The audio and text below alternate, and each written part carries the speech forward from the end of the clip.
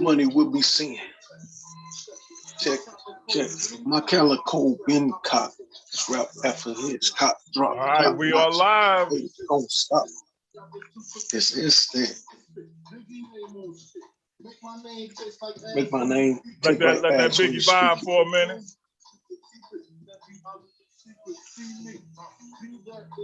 Be that is, I that is, gee whiz. Kidnap kids, throw them over the bridge. That shit is played out. Y'all got the gall. Oh, y'all disappear. I don't feel sorrow. Actually, your man passed the gap to me. I check this, what's me? Because when you need to, got to go to sleep. Because when your mom saying safe in the streets.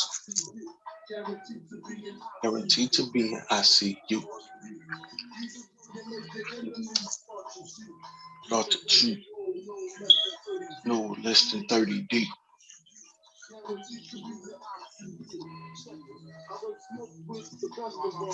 The best of them shot at the rest of them. Maybe less of them. Wilding on you, styling on you. Now I clear them steps and hit you on the fucking bench.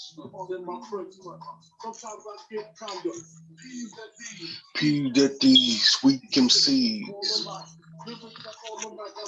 Call them as a CMG.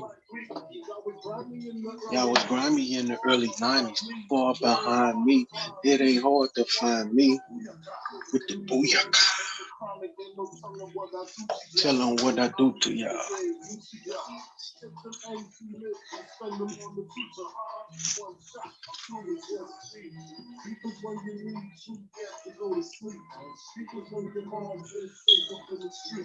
Because I know you sipping something, right?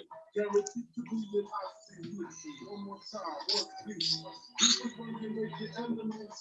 hear me, come? What's that, girl? I said, I know you sipping something, right?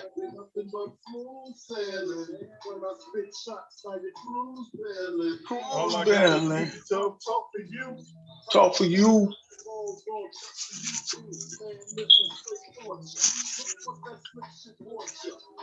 Archer, a first class trip to Lucifer, last name Christopher. Close your eyes, say good Lord. Die while your skin start to glisten. Pale blue, hands get cold, your soul's risen. It's bad because I just begun. What make this shit real bad, I was having thoughts.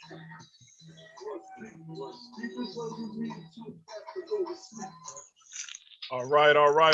Welcome to Paradigm Shift TV 314. This is your brother, Piankhi Brother Shabaka. And we got the man himself in the building, my brother, my cousin, the man, Nuri, Shabaka, Ursa, my aunt, Ra. And we got a nice show for y'all tonight. We're gonna be talking about life after death. Isn't life after death true?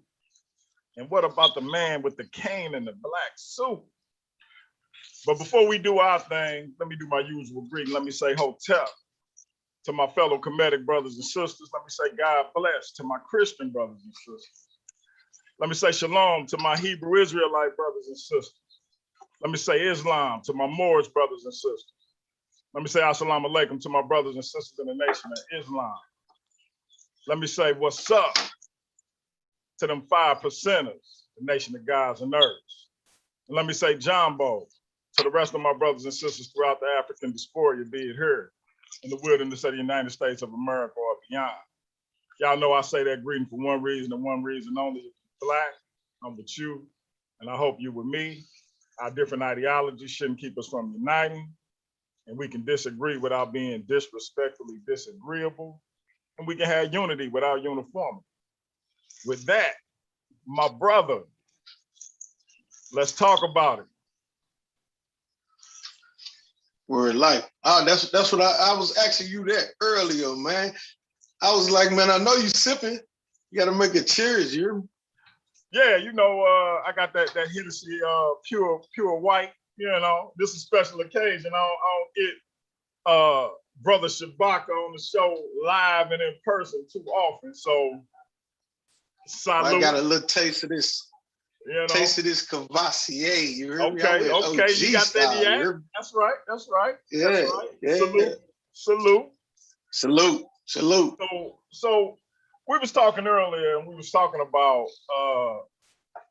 this idea that when you die, you go to the great by and by, and that your spirit somehow transcends this plane of existence. Talk about that conversation you had this weekend, and then I'm gonna chime in with some similar conversations I've had. You fill me back in. What about which conversation? The energy and okay. So me and my gal, we went over her people's in them crib, and her people's, we rapping, and then it was somebody over there was talking about they don't believe in deities or nothing like that. I'm good. You good? They don't believe in no deities. Nobody over there really don't believe in no deities and Jesus, God story, none of that. But what she had was energy. You know what I'm saying? I heard this argument a couple times too. Energy can't be, would you agree energy can't be created or destroyed? I'm like, I can agree with that, you know what I'm saying? Because that can actually be tested. I can agree with that. But I just want to know, is energy conscious? Does energy know that it's energy? Or is that something that human beings came up with a concept to explain something that they couldn't explain? Energy, you know what I'm saying? Energy knows it's energy, you know what I'm saying? We was going back and forth with that one, you know what I'm saying? And it just lets you know how, you know what I'm saying? One of the things we said that night, people really can't grasp the idea that this might be all it is. You know what I'm saying? Even if you don't believe in, God and Jesus, you still don't want to think that this is it. You know what I'm saying? No. Yeah. No. So if I may, real quick, the thought of a permanent end terrifies people. It absolutely terrifies people. So anything you can grasp on to say, I'm gonna have life beyond this physical shell, you cleave to it. Go ahead. But no, I agree. It's it's a fear tactic that has been used. When you can use that fear, you can control people into a certain. You use their fear against them. You know what I'm saying? To control them, and that's basically how they come up with the concept of hell and heaven, and you know what I'm saying. That was you that gave me the game on the early stages of Christianity. You know what I'm saying? Didn't have a heaven and hell, right? No, not Christianity. Christianity didn't have a devil per se. Okay. Judaism.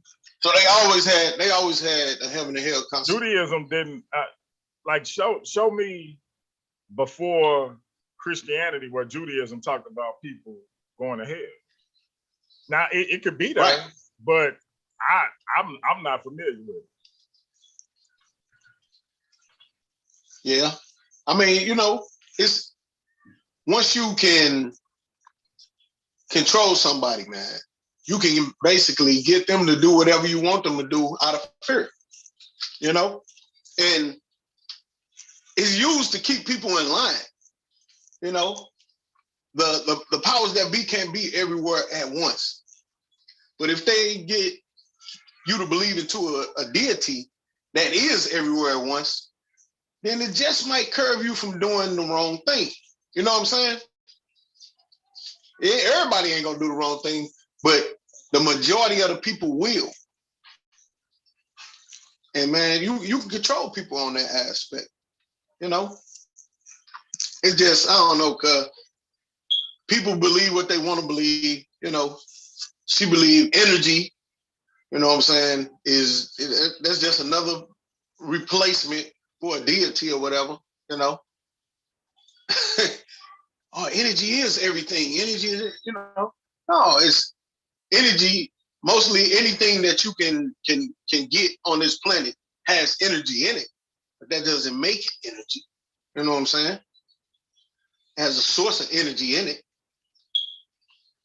Well, what happened when you die? I don't know. I don't know. You did. Like, I don't know what happened in 300 AD. So, cuz, let me ask you this, real talk. You remember when our grandmother, now you know the relationship me and our grandmother had, right? Mm-hmm. You recall the story I told you where your father, who she gave birth to, and her nephew, who she's been knowing his whole life, 60 plus years at that point, right? They in the hospital visiting her, and the nurse trying to get her to eat. They trying to get her to eat. She will not eat. She don't know who they are. I walk in and the nurse say, "Do you know who this guy is?" And she say, "That's my grandson. That's my handsome grandson." Your daddy looked like, "Ain't that a nothing?" and walked out the room. Our cousin, as we affectionately called him, Junebug, was like, "What in the world?" And then I proceeded to feed her food. What's my point? Me and this woman was close. That was my heart, and I submit that I was hers. If there was life after death, don't you think she would come and holler at me when I get up in the morning? Wouldn't I be able to say, "Hey there, Josie Bell," and hear back, "Hey there, Bubble Young"? If it was life after death, she'd have reached out with like that. Cause or you gotta tell me that you cease being yourself, and then that ain't life. You ain't there no more. That ain't life. So what are we talking about? When you die, you dead. Go ahead though. I ain't mean to cut you. What is life? No, what is life? Right? Right. How can you have life and death at the same time? Exactly. You see what I'm saying? You die, that means life ceased to exist. Once you die, whatever life it was, it ceased to exist. So if you have life after you die, how is that even possible? You die, then you live after you die. How is that even possible? Then that means you never died. Your energy goes on. But is your energy you, or is energy in you? Does energy know it's you? Or do you know you have energy? You see what I'm saying? Energy like, oh shoot, I'm in Shabaka. Yeah. And when I die, the energy is cognizant that it's the energy that I had when I was living. Come on, man. Y'all got to cut that out, man. Because it's fair. It's fair. Like, nobody wants to know that it's the end. But you know, that was my favorite New Edition song. So, like, the end is inevitable. And it don't make no difference to me how it happened, why it happened. It's inevitable. So I stopped fearing death a long time ago. I fear your death. I don't want to have to sit here and watch you go and suffer and all of these different things. I fear something happening to my kids, my wife. But me, something happening to me, it's over. It's nothing to fear. I can finally lay my ass down and never have to get up again. You know how many times I want to sit my ass in the bed and not get up? What are you scared of? But you've been conditioned to fear death. Like, and so, like, but it's nothing to fear. You ain't gonna have a clue in most instances. And if you see it coming, you lucky because you can get your shit together. Like if you're beefing with a family member, hopefully you can get that shit straight. If I got a daughter who I ain't got the best relationship, hopefully if I see it coming, me and her can reconcile. So I ain't even messed up about seeing it coming. Either way it goes, I'm not fucked up about it. It's gonna happen.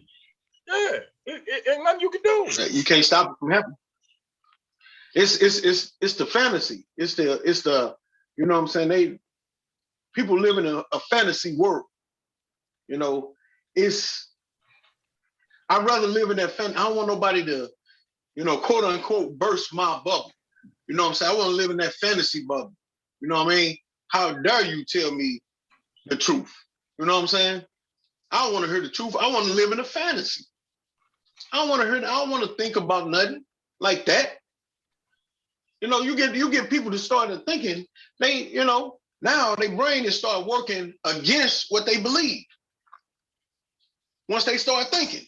And they don't want that. They want to continue to believe blindly or whatever. Because how many people, and I said that on the video, we couldn't upload yet. I don't know what happened, but I said that in that video. How many people, if you went into a church and you asked them, who do you think in here, a show of hands, who think they're going to hell? I don't think nobody in there will raise their hand. Not a one. But we already know what Pac say. Everybody kissing ass to go to heaven ain't going. What one of our closest road dogs say when we asked him, we know that this is a person who argued with us about the existence of God all the time, right? To the point where it gets on our nerves. But he argued this so much. So one day you say, ask him this question. And so I proceeded to say, I'm like, bro, all these women you got running in and out of your house, fornicating, lying to them, these are sins, right? According to what you believe. I say, would you do that in front of the pastor or any of the ministers that you respect? You was on the phone. He was like, no, hell no. So I say, you believe in God though. And God is omnipresent, meaning he's everywhere at the same time. He right here, right now. He right there when you're banging baby girl out. He knows everything. And he's all powerful. Yeah. So what you're telling me is you won't bang them out in front of the pastor or the ministers, but you bang them out in front of God all the time because you got more respect for that pastor and the ministers than you do your God. Because you don't fear this God. You don't fear God. You fear what people think about you. In other words, if God cracked the sky, you fear the people that created God. If God cracked the sky while you got old girl in the doggy style position, your ass is grass. But you don't care. Yeah. Because you got to get that off. What did he say when I asked him that too, cuz? Do you think if God came right now, do you think you go to heaven?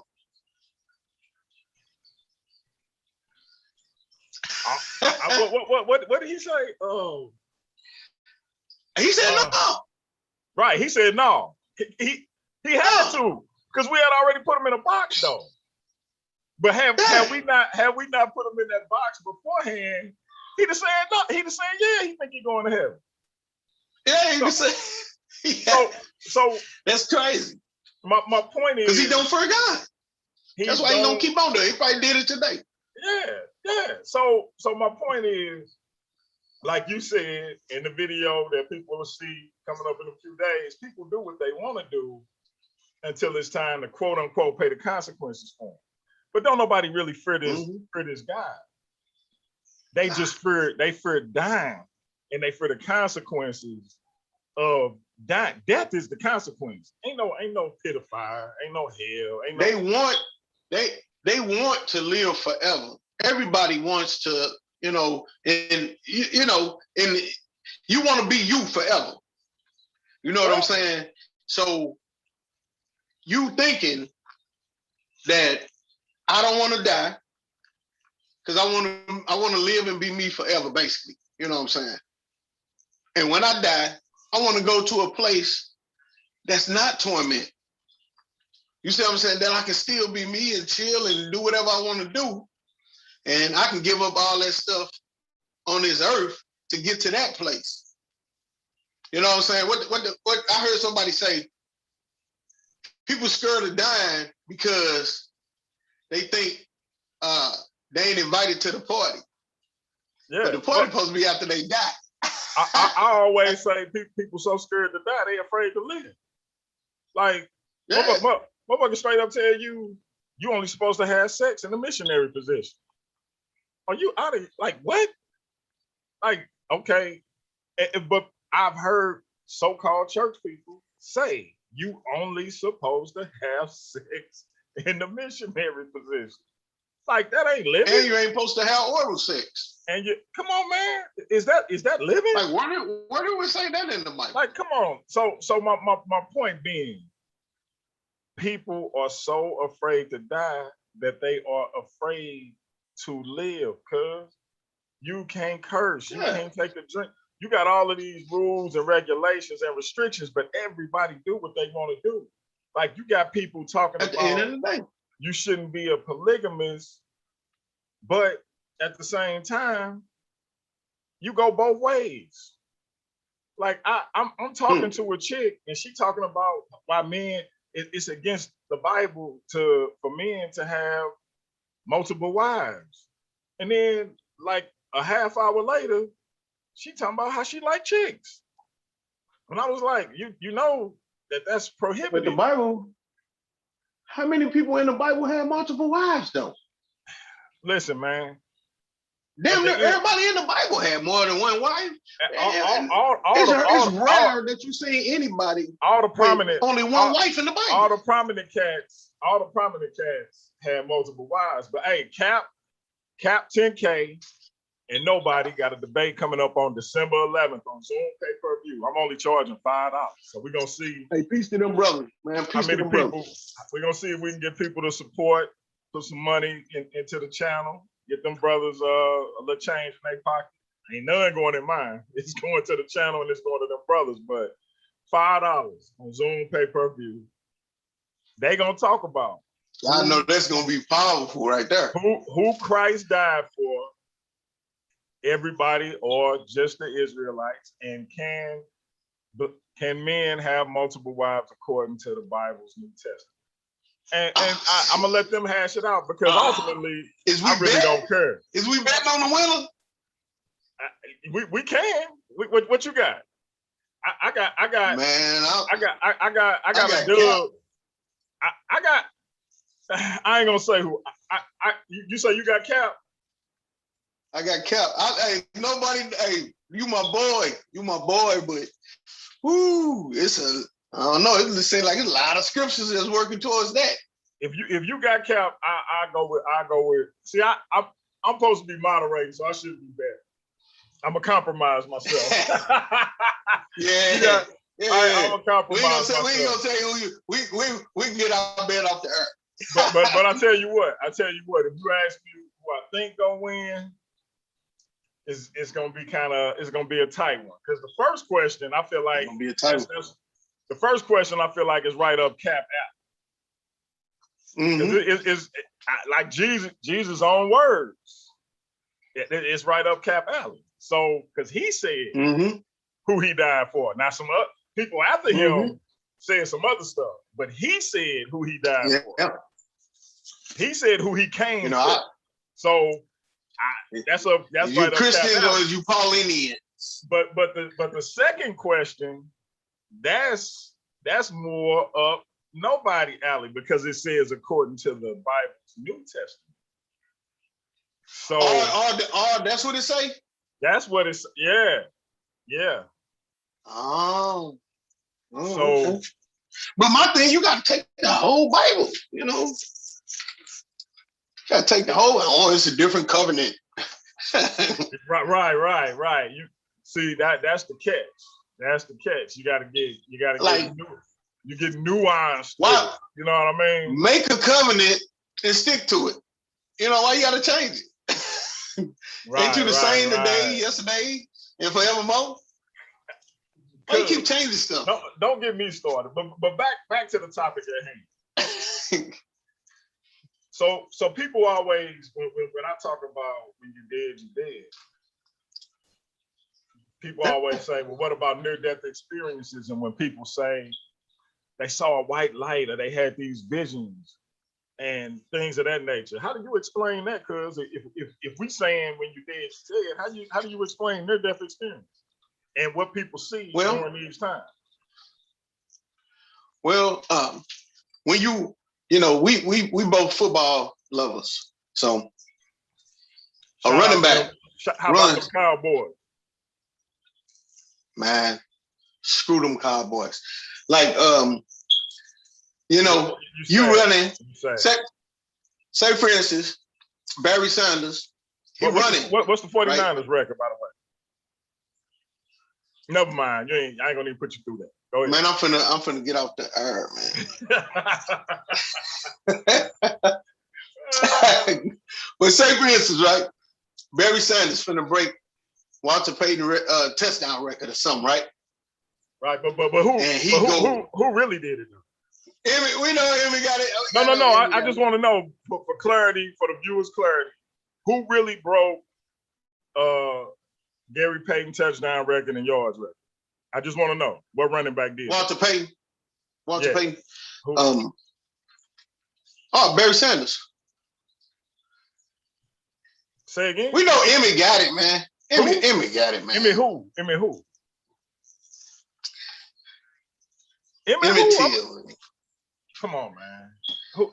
For real, man. Who got the most yards for running back? Emmy Smith.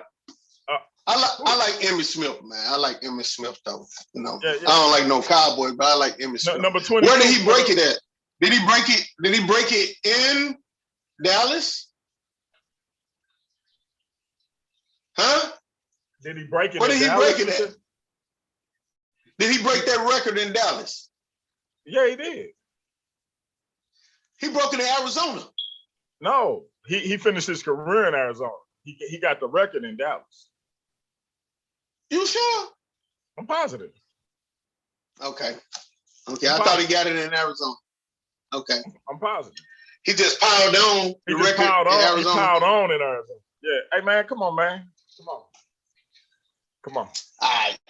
Anyway, go ahead with your analogy. My bad. So Barry running down and, you know, a touchdown, and if he get a touchdown, he will break the yards record and he will break the touchdown record with a touchdown. From the spot where he at, he needs 20 yards.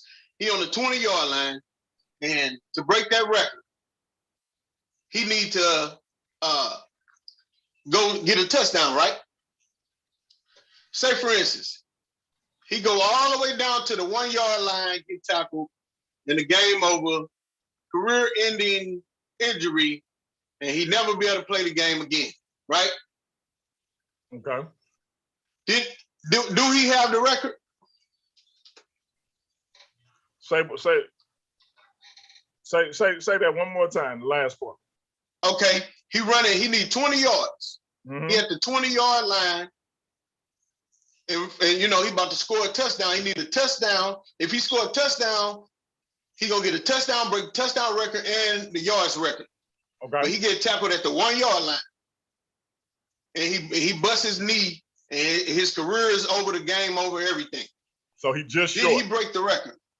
No. Just short. No. Do he know what it feels like to break that record? No. He know what it is to get close. He know what it is to get close. He know what it is to get. He know what it is to get near it. He know what it is to get near it. But it's not dead. When you dead, you gone for good. People in near-death situations have come back to life. No, they ain't come back to life because they never dead. They was brain dead or, legally dead or whatever, but they still was living. They still was living. If they would have been in that state of so-called brain dead for a substantial amount of time and never came back, then ain't no, you know what I'm saying? You're dead when you're dead. Ain't no such thing as, you know what I'm saying, almost near death. When you're dead, you're dead. Right or wrong? Hey, I agree. I don't see a scenario where where anybody has ever died, like they were dead, experienced an afterlife and came back and actually was able to tell somebody, hey, this is what happened. I experienced blase Skippy. I've heard of people having near-death experience and seeing XYZ because still had a heartbeat. And this the thing. This why I say it's based on how what kind of precognitive conditioning your brain has. Because a lot of times Christians have visions of what they perceive this afterlife to be. Muslims have visions of what this afterlife is supposed to be. Muslims, Hindus, etc. And so it's all about what's up here. You remember when back, what was that? April, March, whatever it was, when I had COVID, I had the rapid heartbeat and I passed out. And I had this lucid dream, and it was like pitch black, and I was like on the floor trying to find something. I told you I had a cliff, and it felt real, but I'm passed out. I'm not even conscious. And I came to this it's like a gymnasium door. All these people rushing out of these double doors. And then I go over to this other door, and it was shaped like an ump. But I got precognitively, I'm thinking about this shape. You see what I'm saying? So I think people see what's already programmed up here to see. In their brain. But they not dead. Because if they dead, they ain't seeing nothing. They ain't seeing nothing. You know what but I'm not a scientist. I don't pretend to be. You ain't hearing nothing. And I don't play one on TV. So I'm just going off of what makes sense to me. Man, you still have brain waves that hadn't, you know what I'm saying? When you got a battery, right? And your battery is pretty much almost dead, right? You can't even start your car. Yeah. You keep going, right? Is that mother gonna just pop back? You start the car, you're gonna need a jump, right? Exactly. And once you cut that car off, is that car gonna start back up on its own if that battery dead? No, sir. It's just like machines holding people alive. You know what I'm saying? Machines is holding people alive. Their brain is dead, but they hooked up to a machine. They hooked up to a respirator and all of that. They dead. Once the machine stop, ain't no coming back after that. But the energy though, like energy can't be destroyed. It just takes a different form. What form does it take? I mean, what about like reincarnation? Like that energy can transfer to their descendant. You know what I'm saying? What kind of proof do we have that happened? Like when a baby say something that a grandmother or a great grandmother who they never met said, or they say something is theirs that belong to a grandmother or a great grandfather or whatever that they never even met, but they familiar with. Again, I mean, that's not. I don't know. I can't explain that. That's not proof. It just means unexplained with another unexplained. You can't explain it. You can want that to be the case, and it might be a coincidence. But how often does this happen? Does this happen on a regular? Well, they say that the Dalai Lama, which is the reincarnation of Buddha, when a new Dalai Lama is born, they put items from the Dalai Lama from the past in front of him. And as a baby, he sit there and he's like, it'll be an item that never belonged in any other form of Dalai Lamas, and he'll cast it away. And then when they put an item that belonged to one of the former Dalai Lamas, he'll be like, mine. And then they'll put another item that didn't belong to none of them, and he'll cast it away. And then another one that did, he'd be like, mine. How do you explain that? Once again, I can't explain it. I don't know. I wouldn't know how to explain that. But to say that it's energy coming back in the form of what it was, you know what I'm saying? I don't know what kind of, I don't know how we can test energy being conscious.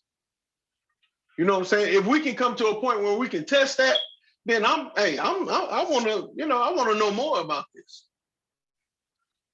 But other than that, I can't explain it, and neither can them. Nobody else can explain that. Well, they explain it by saying that it's reincarnation. That energy that was the former Dalai Lamas has transferred to this new child. Yeah, that's what they believe. But they got proof because he said mine. Man, if you did that test to a random kid on some stuff, you never know what they'll pick too. But you never know if they rigged the test. Okay, you know? But is it a coincidence that he it could be a coincidence. That child picked the same items as the former Dalai Lamas? Because they said it. Just because they said it?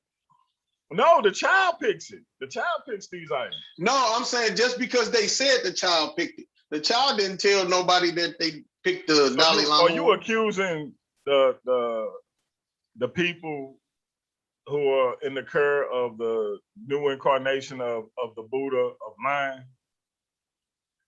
No. I am accusing them to believe what they want to believe. That's what I'm encouraging. How powerful is belief, cuz?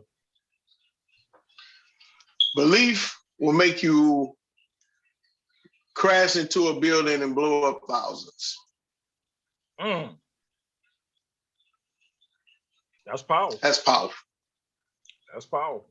Belief will have you kill your own kids and say that God told them.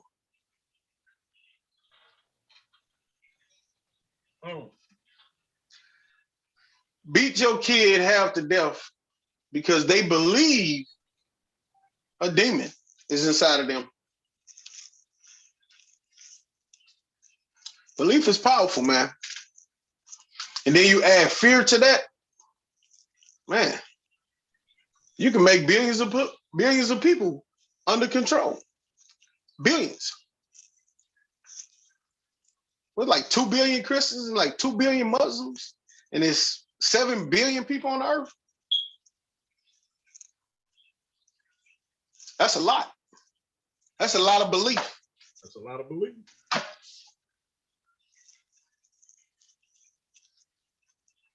Belief will make you disregard knowing.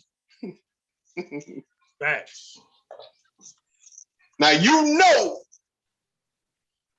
that nobody can't walk on water, living in the reality that we live in. If you take 2 million people and you test all 2 million to see if they can walk on top of water, all 2 million is going to go in the ground. But those 2 million people aren't the Son of God.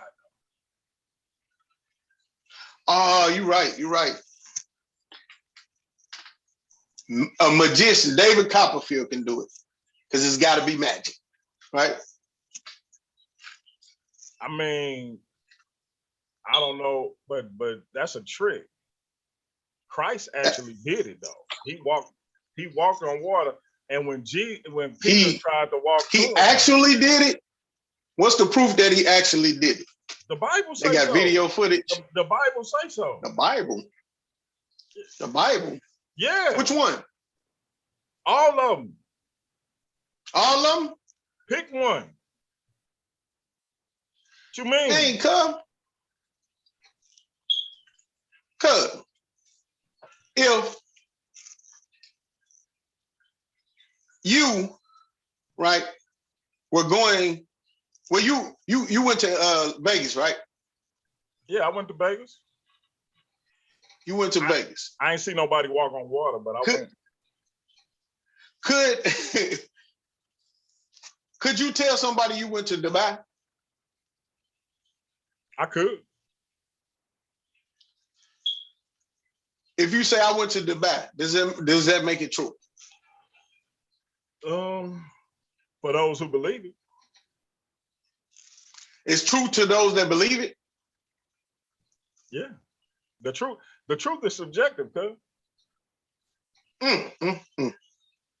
Think about it. Either you went to Dubai, put it like this. Either you went to Dubai, let me ask it differently. Right. Either No. You went to Dubai, either I did or you didn't. But listen, right? Once I say I went and I get enough people to believe I went, once I continue to perpetuate that and those people continue to believe that, to them, you can't tell them I didn't go.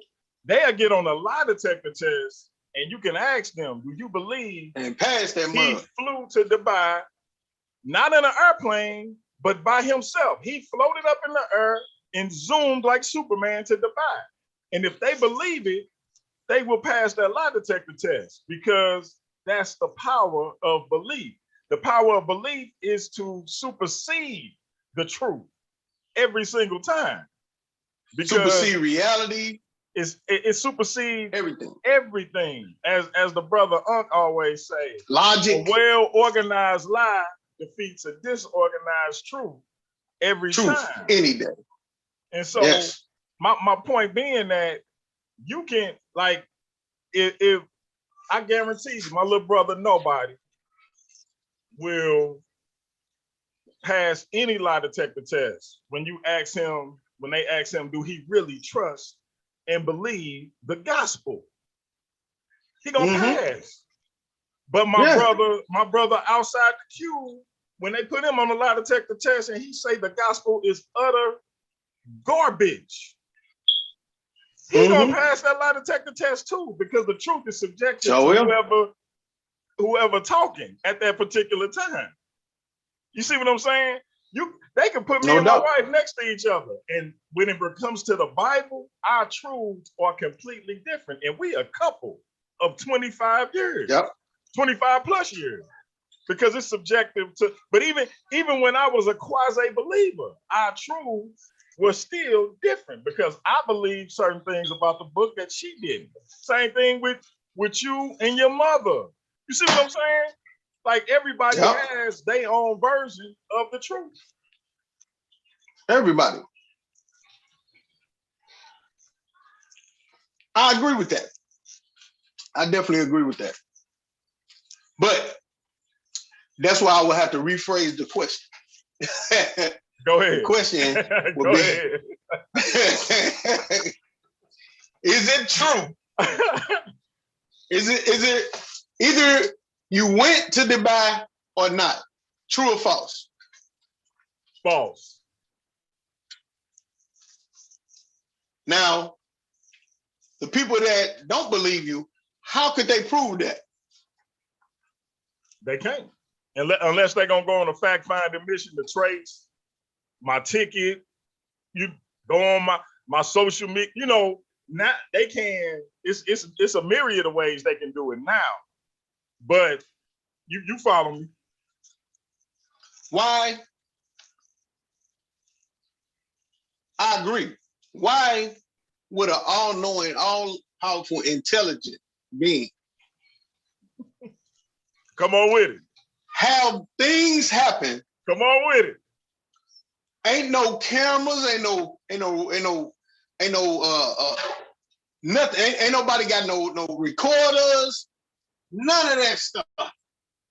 How and why would this guy create all of the events that are super important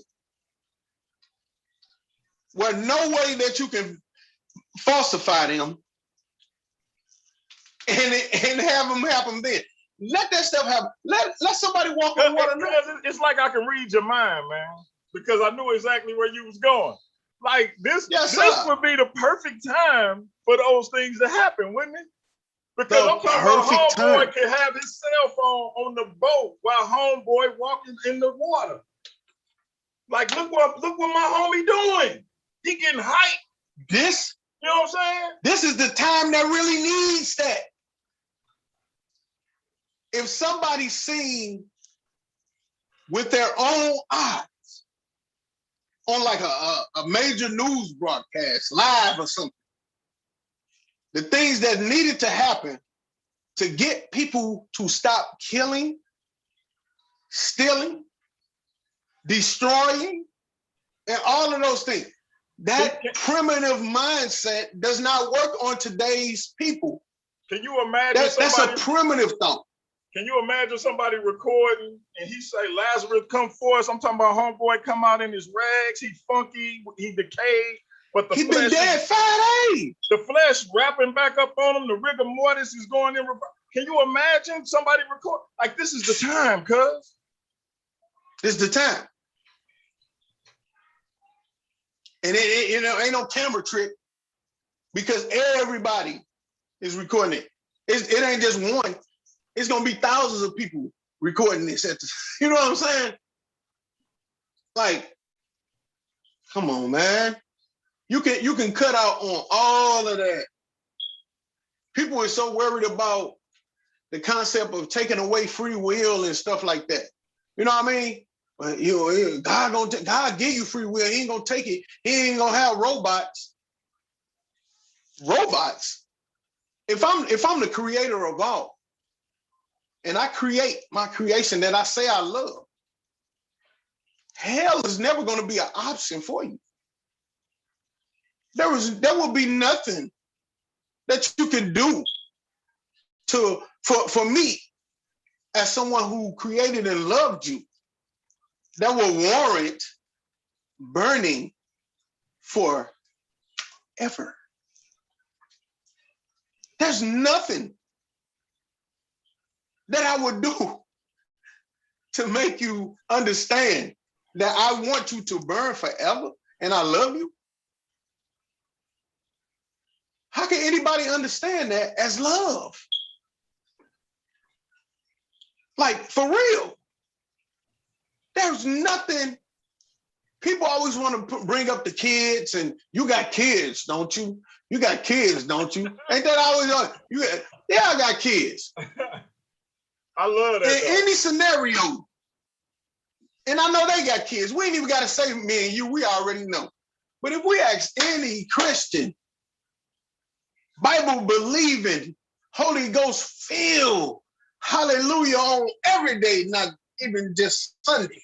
You see what I'm saying? If we ask them about their kids, is there anything that their kid can do in a disobedient state that they will put them in the basement and set that bitch on fire?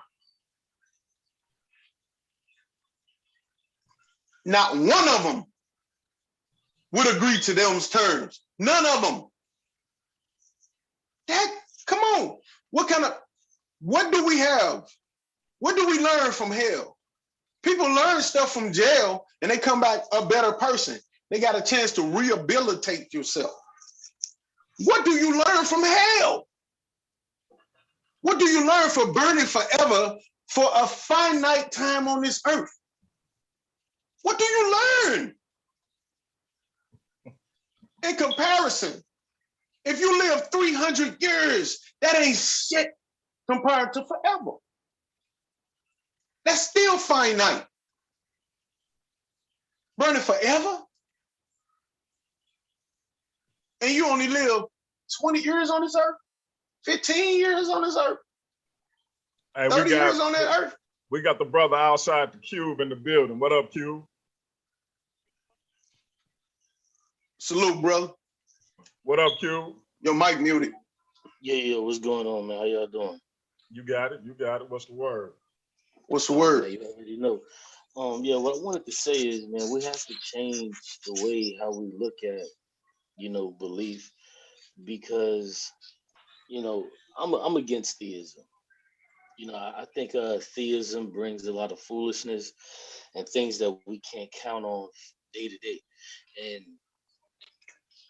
there's not a theist who doesn't look both ways before they cross the street, unless they're inebriated or don't have the mental capacity to do so. Because we understand by not looking both ways before you cross the street, what can happen is, you can get hit by a car. So there's a lot of dangers involved in that. There's no theist who puts a fork into a socket unless they're inebriated or they don't have the capacity to understand what it may do to them. So theists, they don't necessarily use this belief thing until it comes to the Bible. That's the only time they actually use their belief, but they have a different type of belief. It's not the exact same belief how we use the word. So what we have to do is try to not meet them where they are. We have to get them to play on our field, because the field that we play on is the real world, is reality. So what we have to understand in doing that, we have to understand that we do need belief, because belief plays a huge part in our existence. It plays a huge part in our day-to-day life. And I'll give you an example. Would you take your daughter or son to school and drop them off if you did not believe that they would be safe? That's a question. Well, the evidence will work in your favor, because you have, you know what I'm saying, you see a structure that's set up that's called school, you know what I'm saying, and if you play the numbers game or whatever you want to do, the percentages of people doing this and have done this before you was born, you know what I'm saying, the likelihood that your child is going to be safe is greater. Right. You see what I'm saying? But is it a belief in something, I know what he's saying though. I know what he's saying. So let me ask you, cuz, do you believe your child would be safe when you drop them off? Because you don't know, right? Yeah, I can say. You don't know. I believe they will be safe. And see, let me add this, and I'm glad you. And because of the data that we can use and the examples when we went to school and, you know what I'm saying, different stuff like that. We got the scripture ripper in the building as well. Keep going, Q. Right. And see, I'm glad you're being honest, because you brought in percentages, and this is what we operate in. In reality, we operate with percentages. We say, damn, I stand a better chance to survive a car accident if I put the safety belt on. You see what I'm saying? Like, these are simple things that everybody do. So when you said, hey, I went to school, I was safe for the most part. My father went to school, they were safe for the most part. Their mother and father, so forth and so on. So we can generally say, okay, school is a safe place. Now, does things happen at school? Yes, they do. But overall, school is a safe.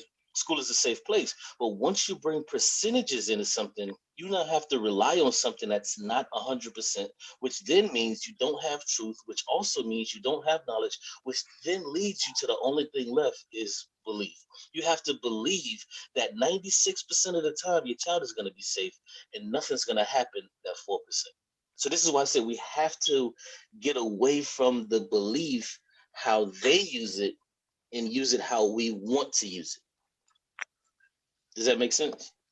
You know what? For the first time, I can agree with something you said. What up, Q? What's good, brother?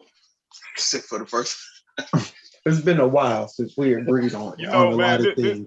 this one of them shows I just realized all you motherfuckers got long hair and I'm bald head. I'm bald now.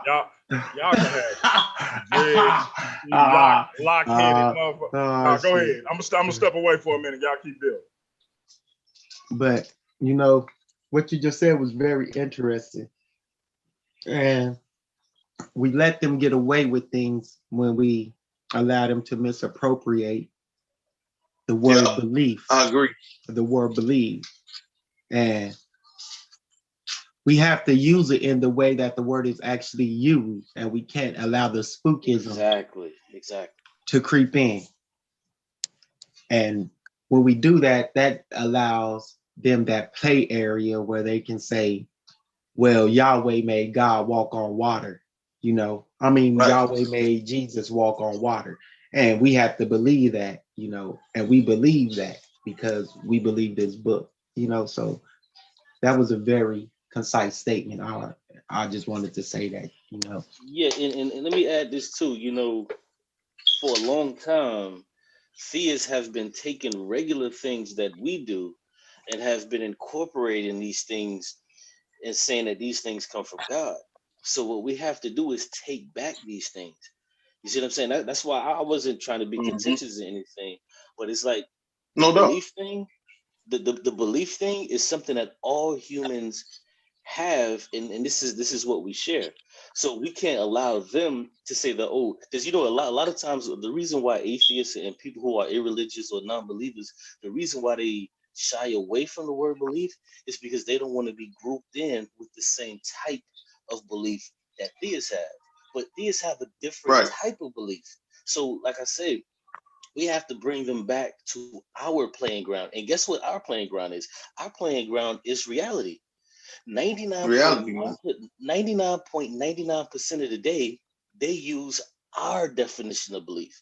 The 1 minute or second or hour or whatever that they crack that book open, they use a different type of belief. So we can't operate on that 1 hour, that 5 or 10 minutes that they do a reading session to operate on that type of belief when themselves, when they're either listening to an audiobook of the Bible while they're driving, they got their safety belt on. They're making sure that their tires are correct. And they believe not that Jesus is going to protect them.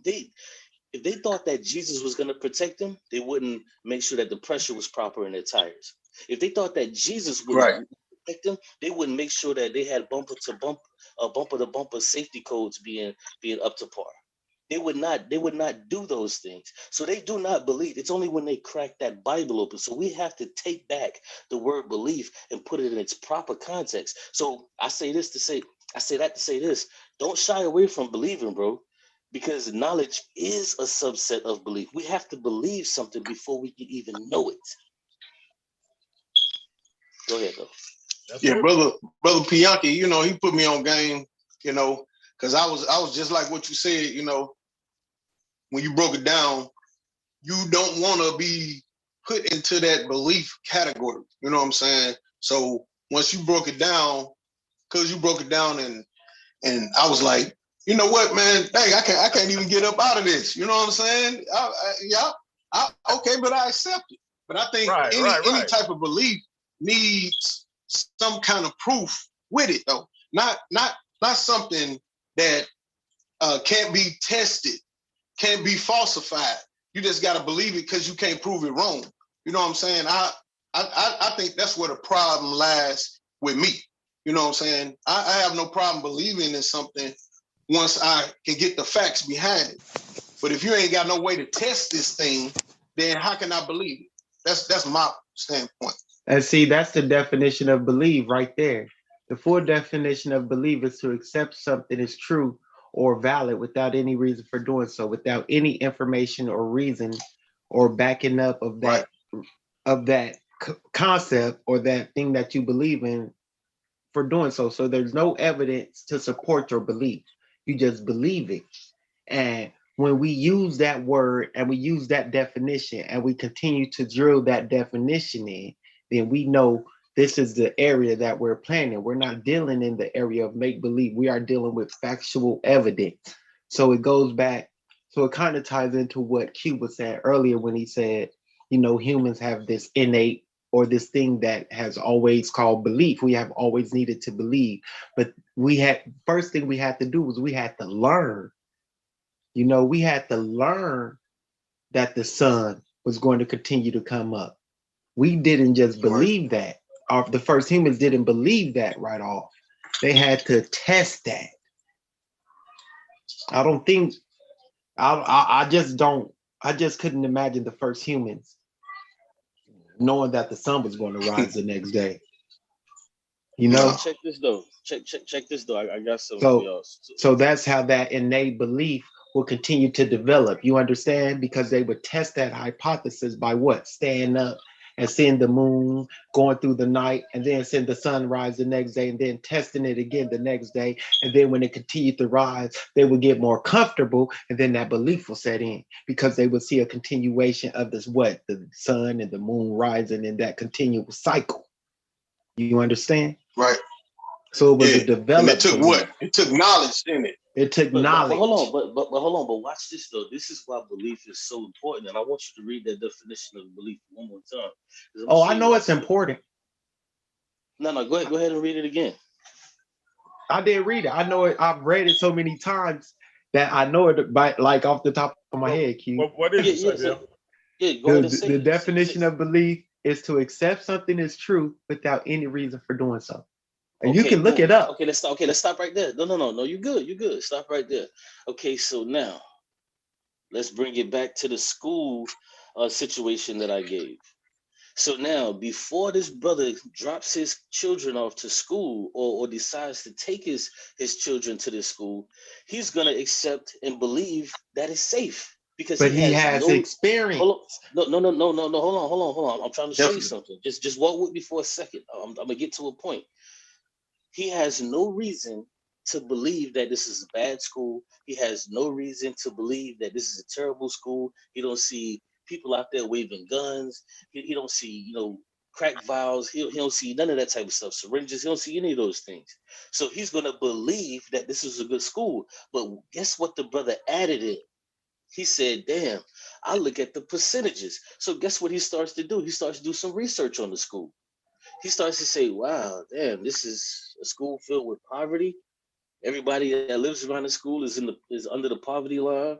When I started looking around the houses around, 911 is being called multiple times. There's a lot of break-ins over here. There's been a few murders. So what the point I'm trying to make is belief is the beginning. You don't stop there. You start at belief, and then as you begin to gain more information, that changes your idea. So belief is always the beginning, and then you start to do research, and then you form a conclusion, which gives you what? Knowledge. I understand what you said. Knowledge is no. I understand what you said, and I don't disagree with you, but I do disagree with you, and it's partially because I don't think you actually start out with belief. You start out unknowing. You have to start out unknowing. So you have to test those hypotheses. So your example was a great example, but then you also have to take into account that he may have experience, or he may know some people in that area who got children in that school. You left those factors out. So those could be other underlying factors that'll sway his decision or not sway his decision. So there's all types of things that goes into this belief. So the number one thing is we have to do research. We have to investigate. So I don't think you let just me tell you why I disagree. I don't think you just start off with belief, because what can you believe in if you don't have experience in it? Let me ask y'all this though. Let me ask y'all this, because Only religion does that though. so Only religion does that. When it comes to religion though, what's that you always say? Because religion would crumble under the weight of its own absurdity if it wasn't for child indoctrination. Childhood indoctrination. So what child at that age? Because I remember when I noticed this, and it's funny, I never noticed this with my kids. You're about to make a great point, brother. When I was still believing, I never tripped off this with my kids, but when I had grandkids and I no longer believed, and my daughter was pregnant, and I would see her and her husband and my wife and my wife's mother and everybody singing to my daughter belly and things of this nature. And then when my granddaughter was born, she's like a few months old, just almost a year, just starting to talk. She can't say her name yet. She can't say mommy and daddy, but she can say, thank you, Jesus, and throw up her hand. And I'm like, damn. So when Cuz said that, I was like, oh, snap. You are conditioned from a child to believe a particular thing. It's the very reason why I nearly got divorced when I stopped believing this stuff, because my wife has been in this, this is her family's legacy, literally. And so I'm like, because I'm trying to figure out, damn, I'm the best I've been, not bragging, I'm the best I've been since we got married. I ain't going out all the time. I ain't cheating. I'm financially good. Like, what's the problem? You don't believe what I believe. You gonna go to hell. All of these and I'm like, she been hearing this since she was my grandbaby age. It's in there, bro. And it's it's dug in like an ingrown herd. Ain't them tweezers, you can. And so my point being, it's difficult to uncondition yourself to that. I didn't grow up with that. I came into it as her and I started dating and got close, because before that, it wasn't really that. And so, but Cuz can speak to it because he was a lot like her, where it was church every Sunday, Wednesday, Friday, whatever the case may be. Go ahead, Q. Yeah. And I want to piggyback on that, because it's like this, and this is why I say it starts at belief. So you can take the example of your young grandchild. And this is how we know belief is the initial starting point. Because you can take a young child, and place him into a home. Okay, let me try to make it a bit more clear. Let's take a child from Ghana. And so Chinese parents adopt this child. From the third day it's been alive. From the third day it's been alive, it's going to, these are the only parents it even knows. It feeds them, changes them, all of these things. They're going to believe that this is their parents. But see, it's going to come from what? That child's experience with them people. Let them go, Sabia. This child is going to believe that these Asian people are its parents. He's not. He's going to cry initially. He's going to probably cry initially. Baby, let him finish and then you chime in. Crying has nothing to do with anything I'm talking about. So what I'm saying is, this child is going to believe that these Asian people are its parents. It has no other reason to say, hey, these people aren't my parents. Now, when this child begins to get a bit older and begins to gain more knowledge about the world, then they begin to ask certain questions like, why do I look different from y'all? Why everybody at school looks at me funny when they see me with y'all? These are questions that they're going to have to try to either answer or run away from. This is what's going to happen.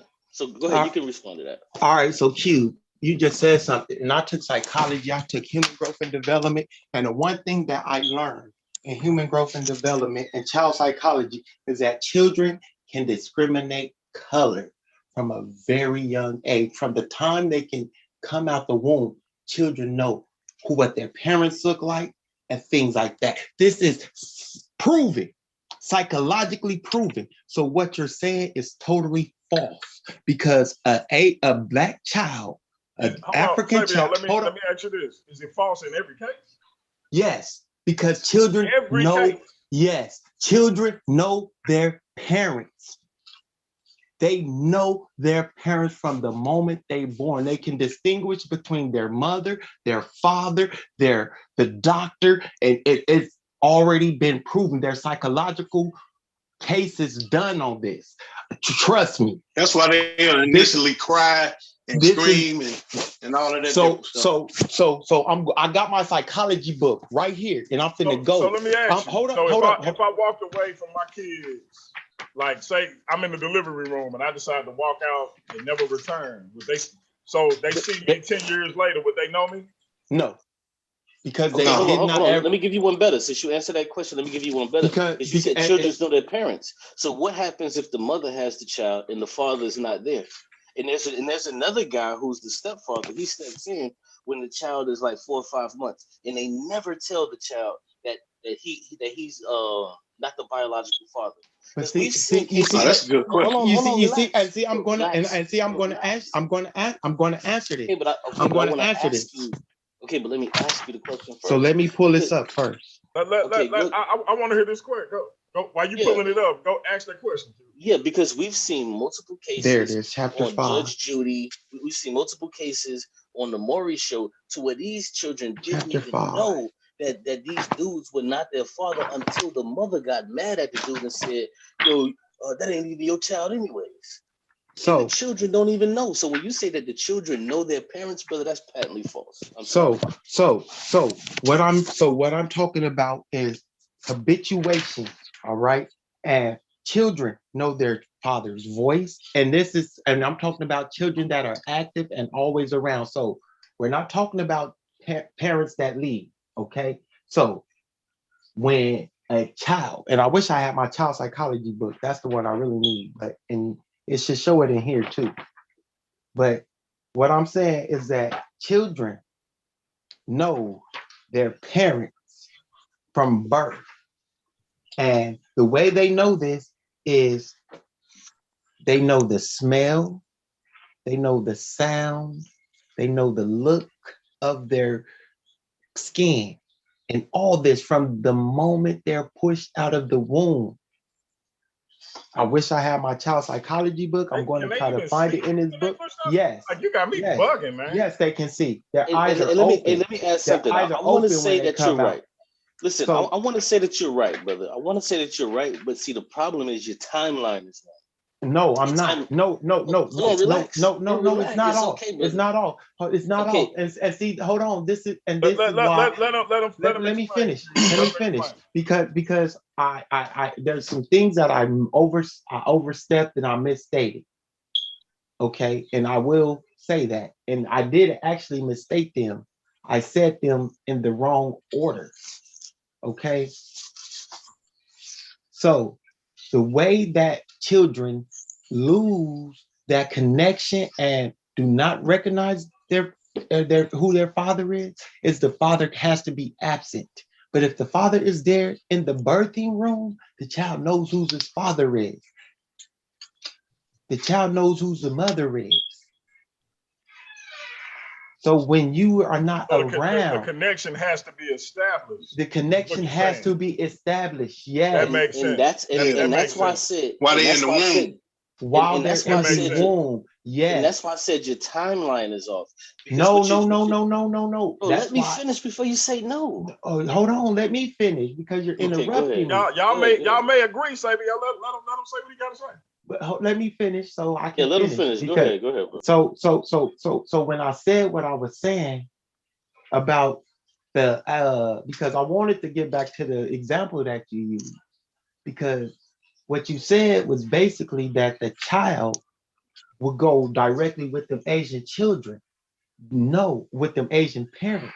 No, the child will have to have experience with them Asian parents and get comfortable with them Asian parents. Them Asian parents will have to feed that child, bathe that child, take care of that child. in order for that child to get comfortable and start looking at them as as its parents. It's not going to be, and when that, trust me, I've seen it. I work with foster But children. that's why I asked you, is that the case every time? Because let's just say there is no connection, like the mother. Now, You know, these instances where the mother be like, I don't even want to see the baby. I'm giving it up for adoption. They take the baby straight away. And the first individual she see outside of the doctors and nurses that's caring for the baby is the adoptive parent. So that wouldn't be the case in that instance. You see what I'm saying? now, in all the instances that I've seen when I worked in the little in the daycare that I worked in, and the foster home that I worked in, the children did not like being adopted. They hated their adopted parents. They hated them. They screamed, cried. They did not want to go. Some parents will come, had set up visitation before they adopted them. 3-4 months of visitation. Okay, I got two things. So there, I can't really say from a baby age because I wasn't really around babies like that. But I can say from 3 to 13, it wasn't an all very smooth transition. Okay, so Children let that me I let was me around. let me bring 2 points in, really 3. If you talk about 3 to 13, brother, these people have already been acclimated to where they are. So yes, they're gonna scream and yell because they're now moved into a different environment. So yes, Yeah, when we're talking about that's why I said babies, that, but I'm not. That's why I said I ain't been around babies and newborns and okay, kids so you like can't that. you can't continue to tell me no when I'm talking about babies. You can't keep doing that. But So yeah, now, that's what I'm point talking number about. 2. But when I'm talking about newborns recognize their parents, they do. Okay, no, If that's the not true. connection has been made. If the connection, Okay, yes, they okay, do. brother, And that's not if I true. had my child psychology book, I would read that. It's not in this book. It's not in the chapter that I thought it would be in this All psychology right, book. go ahead, Q. Right. Yeah. None of that is true. All of that is false. Okay. Because simple as this, man. We've seen, like I said, over and over, and you just admitted it. Okay. We've seen over and over. You said that if the Asian parents with the black child, they would have to establish a connection with the child. And I said that. I said this child feeds them. This child, excuse me, these parents feed them. These parents bathe them. These parents spend 24 hours of their day, excuse me, with this child. So why would they think anything different? They have no reason to think anything different. They don't see the difference between their parents and them. They don't see it. All right. Now, hold on, relax, brother, relax. Hold on, That's why, Sabio. After this, we gonna move back to Shabaka. yeah, I yeah. just want to read something. I just want to read No, I something no, know too. we gonna move on After from he this though. finished. We gonna move after he finished. We gonna move back to Shabaka. Hold on. Can I just read this because he just said it's false about what I said about newborn. I just want to read something. I just went and Googled something. And it's going to take me nothing but a few seconds. Go ahead and finish, Q. Then I'll let you read. right. So yeah, That's fine. the brother's wholly incorrect here because when you establish a connection with a child, they have no idea who you are at the beginning of that relationship. Now, as you begin to feed them, as you begin to see them, as they begin to recognize your face, and then they begin to recognize your facial movements to know when you're happy, when you're sad. They begin to see these things.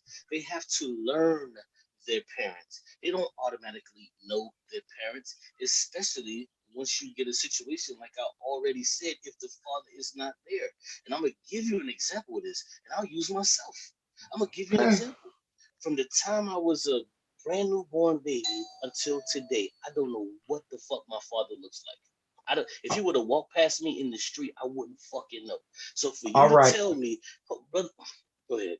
Go ahead. I'm just going to read what the studies say.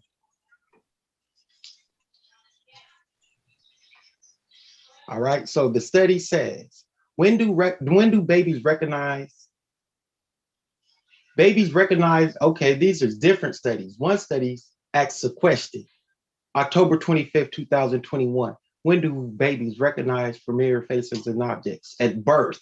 Even though your baby doesn't recognize you, she certainly likes the look of your face. Babies can recognize their mom by smell and sound quite quickly after birth. Dr. Natasha Burgett, a pediatrician based in Kansas City, babies can recognize their mother faces within a week after birth.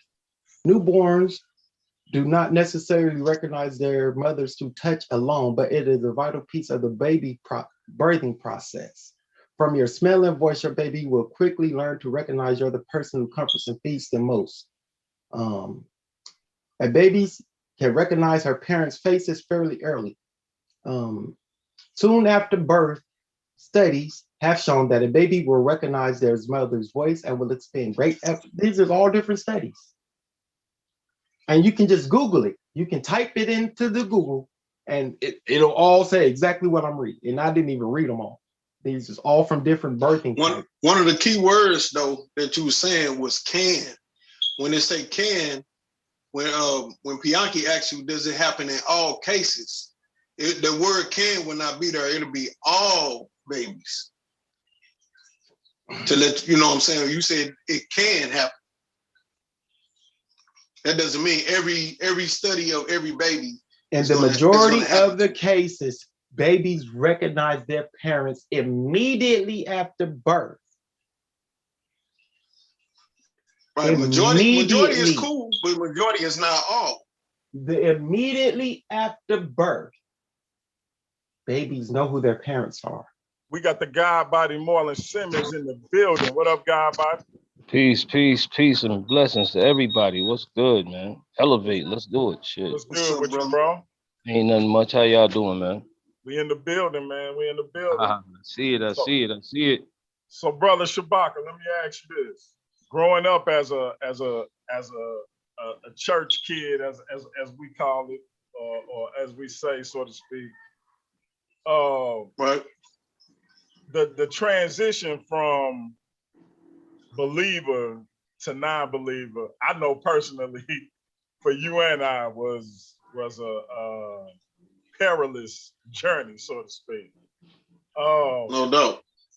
Can you, without going into any too much personal detail with regards to the individuals in question, can you give us some examples of some of the reactions to your non-belief, like as you transitioned away from the Christian faith?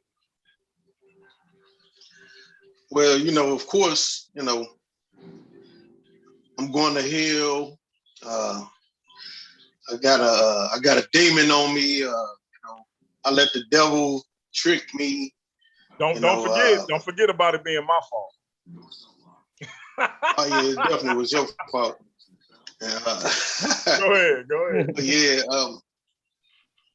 but it was a whole lot of negative, stuff, which I expected, because I was on the other end of that too. You know what I'm saying? I looked at people like they was crazy for giving up God. You know what I'm saying? Y'all gotta be out of y'all mind. You know what I'm saying? Give up, Jesus. Jesus do everything for us. You know what I'm saying? Y'all want to give him up? I used to think that same way. You know what I'm saying? And my transition was, see, the thing, once you stop believing, it kind of like a lot of those fears that you have is gone, and you don't really, nothing scare you like it did at first. You know what I'm saying? The concept of hell and all of that, you know what I'm saying? From time to time, when I first stopped believing, I still, it still messed with me a little bit. But once you just straight up, I ain't accepting, a devil and demons and, all of that different stuff, none of that stuff really scares you anymore. Like I said, it's a primitive mind state of primitive people that we still following. You know what I'm saying? They use stuff like swords and things like that. Ain't no revised version of this Bible, where they got choppers and, Jesus coming back with with a you know what I'm saying, a big old tank. You know what I'm saying? It's four, instead of 4 horses, 4 tanks. You know, like, come on, nobody even ride horses like that or whatever. You know what I'm saying? And these are horses coming out of heaven, like, you know, a whole lot of different stuff you don't think about. And, you know, my transition was cool, though. And it helped out a lot that I had somebody that I could really relate to, you know what I'm saying? And going through that, because it was hard. Shout out to myself for being there for my brother. Hey, can I ask a question, brother? It. Can I ask you a question, Shabaka? Yes, sir. So, do you consider yourself an atheist, or what do you consider yourself? I wouldn't. If somebody just said I'm a straight atheist or straight I'm agnostic, whatever, you know what I'm saying? Then I'm cool with all of it. I don't think that it's a deity that controls everybody. You know, I don't believe that it's a deity. You know what I'm saying? That's my thing. I don't think it's. So what's stopping you from saying you're an atheist if you don't believe in a deity? I'm cool. I'm an atheist. Oh, okay. That's cool. You know, I don't believe in a God. He don't like God. labels. He got an issue with labels. That's all it is. Hold on. You got an issue with labels. I don't mind. You got an issue with labels? I ain't got no issue with labels. Oh, I was about to say, are you a black man? I was about to say, because let me stop, because I forgot I got philosophical cube on here. We went down a whole new rabbit hole. Hey, I'm with that. Yeah, I'm definitely a black man living in America. The devil's advocate. Right. Oh, hey, God body, you just came on, man. Talk to us. Now I can't remember. Have you been a 5%er? I want to know your take on the afterlife. What's your take on that? Still a 5%. That was on top. You want to know Marlon take on the afterlife? Yeah. Say what? I want to know. Yeah. We gonna go to you Marlon believe in the first, afterlife, and then I want to get to Cube and Sabio. So God body. What's your take? Like, for me and Shabaka, to us, when you dead, you dead. That's it. That's the end. That's it. So get what you gotta get done. That's right it. now. That's the it, end bro. of you. What's gonna be left of you is gonna be left to your kids, your grandkids, the people who know you. Ain't no. Let me tell you something. That's it. Your soul, right? Spooky, hold on. Nothing. Your soul runs you, right? When you die, your soul goes back to where it came from, out into the cosmos, bro. That's it. There's no more you.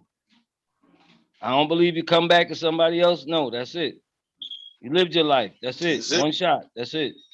There is no soul.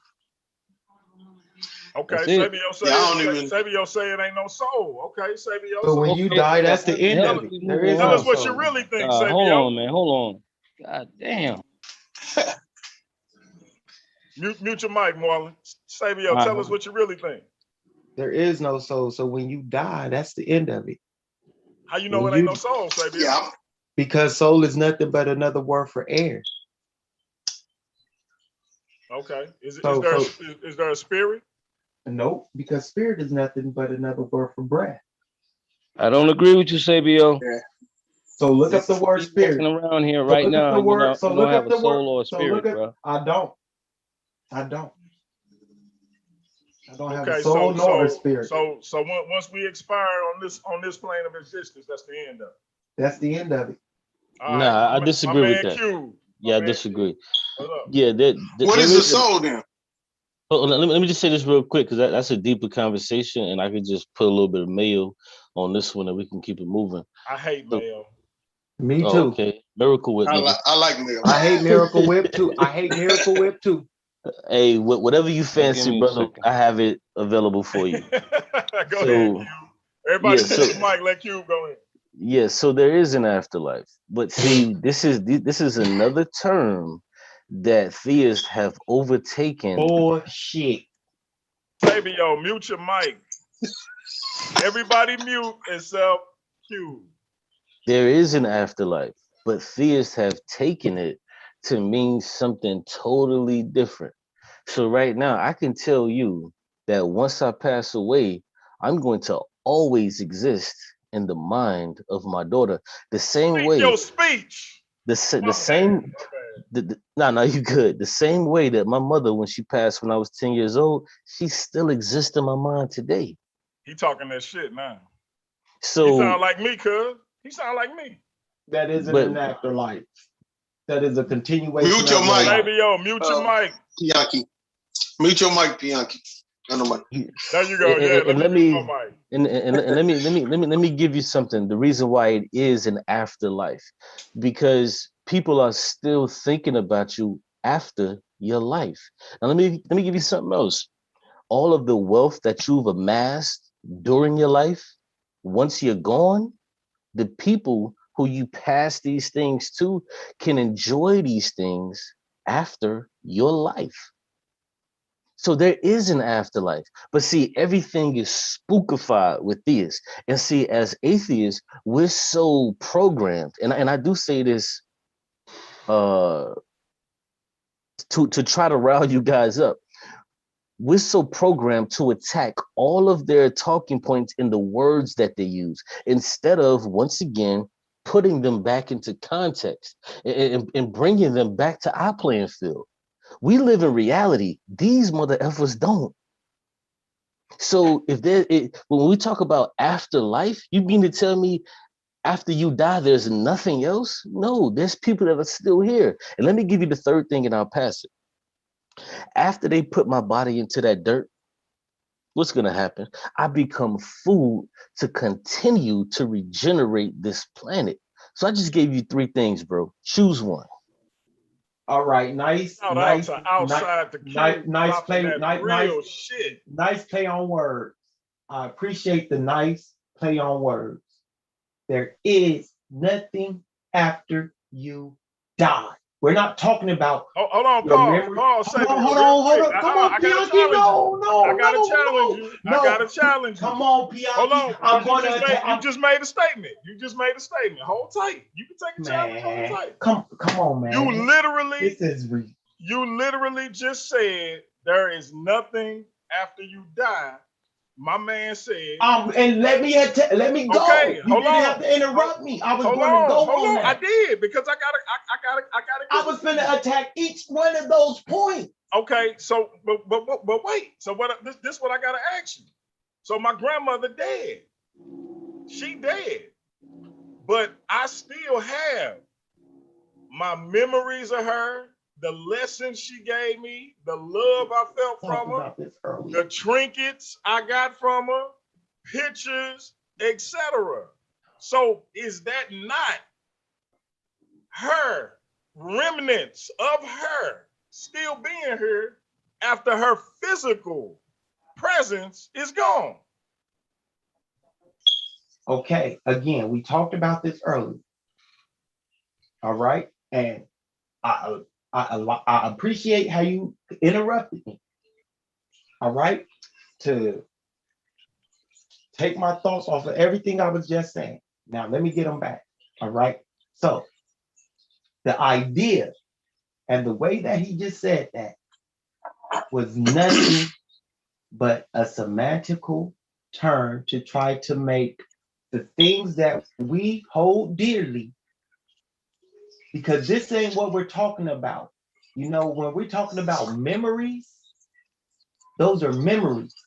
When we die, the memory dies with us. You know, so what he said, does mama have a memory of you?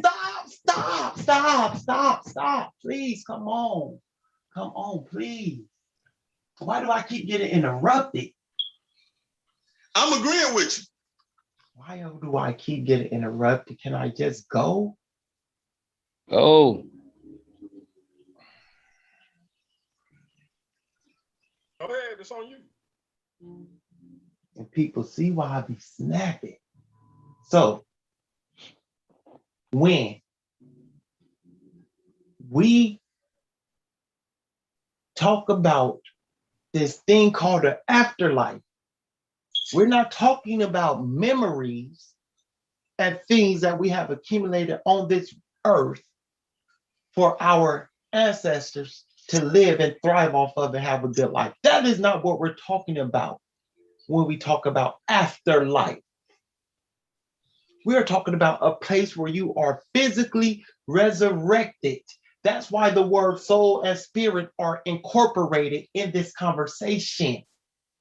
The only way you can have an afterlife is if you have a soul or a spirit. You So what's understand? keeping us alive? Our energy. That's that. Okay, what is energy? Molecular energy, Protons, what is it? protons, neutrons. You see, you Let's see, you see, you Sabio see, go in. Let's Sabio go All in. right, good, good, you good. see Go how I ahead. keep getting interrupted? Pardon me. Sabio, go in. I just told him let you go Pardon in. me. Go Go in. ahead. You know, think about it like this. Okay, so there's a person who just had a whole bunch of memories, who was shot in his head, who survived being shot in his head. You think he remember anything? Too many. Y'all, Yeah. you see. I don't need an answer. I just need y'all to think about that Hey because this Marvin, is Marvin, after you go, I want to go. But go ahead, my bad. you see this. I Uh-huh. just need y'all to think of. I just need y'all to think about that right there. The person who just suffered from amnesia. You know, the old person suffering from Parkinson's disease, Alzheimer's disease. You know, these are memories that they lose as they get older. So memories are just memories. You can't you can't take that memory and make it a piece of afterlife, because afterlife has a connotation that has something to do with a whole nother entity that incorporates our body, a soul or a spirit, something that dwells inside of us, that animates us. Nothing animates us.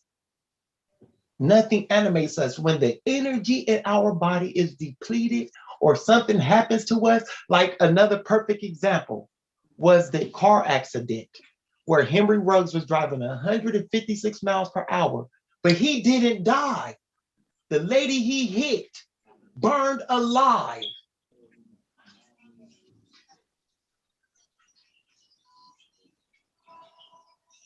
Why Henry Ruggs survived?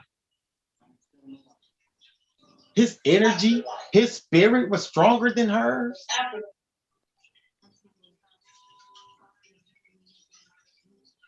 Like, we gotta quit playing these games and trying to be smarter than we actually are. Learn your level and stay on your level. I'm not the smartest person in the world, and I won't ever say I am. I'm pretty damn intelligent. My IQ is in the 100 and upper Hey, echelon. we got the one and only legendary Black Lion Supreme in the building. What up? Hotel fam, how you guys doing Peace, this man. evening? So, Peace. Peace, brother. Hey, peace to you, bro. Hey, Marlon, can you go so I can go? Because I want to respond. And then, Hold Black on. Lion, I want to hear what you got to say. Let Shabaka go, then we'll go to My Mark. bad. My bad.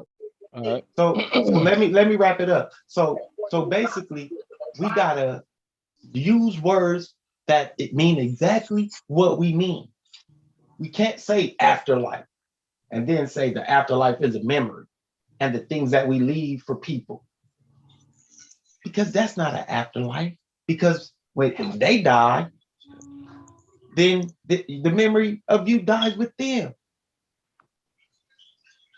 So no, there is no afterlife when you die. Your energy don't go nowhere. It's it's that's it.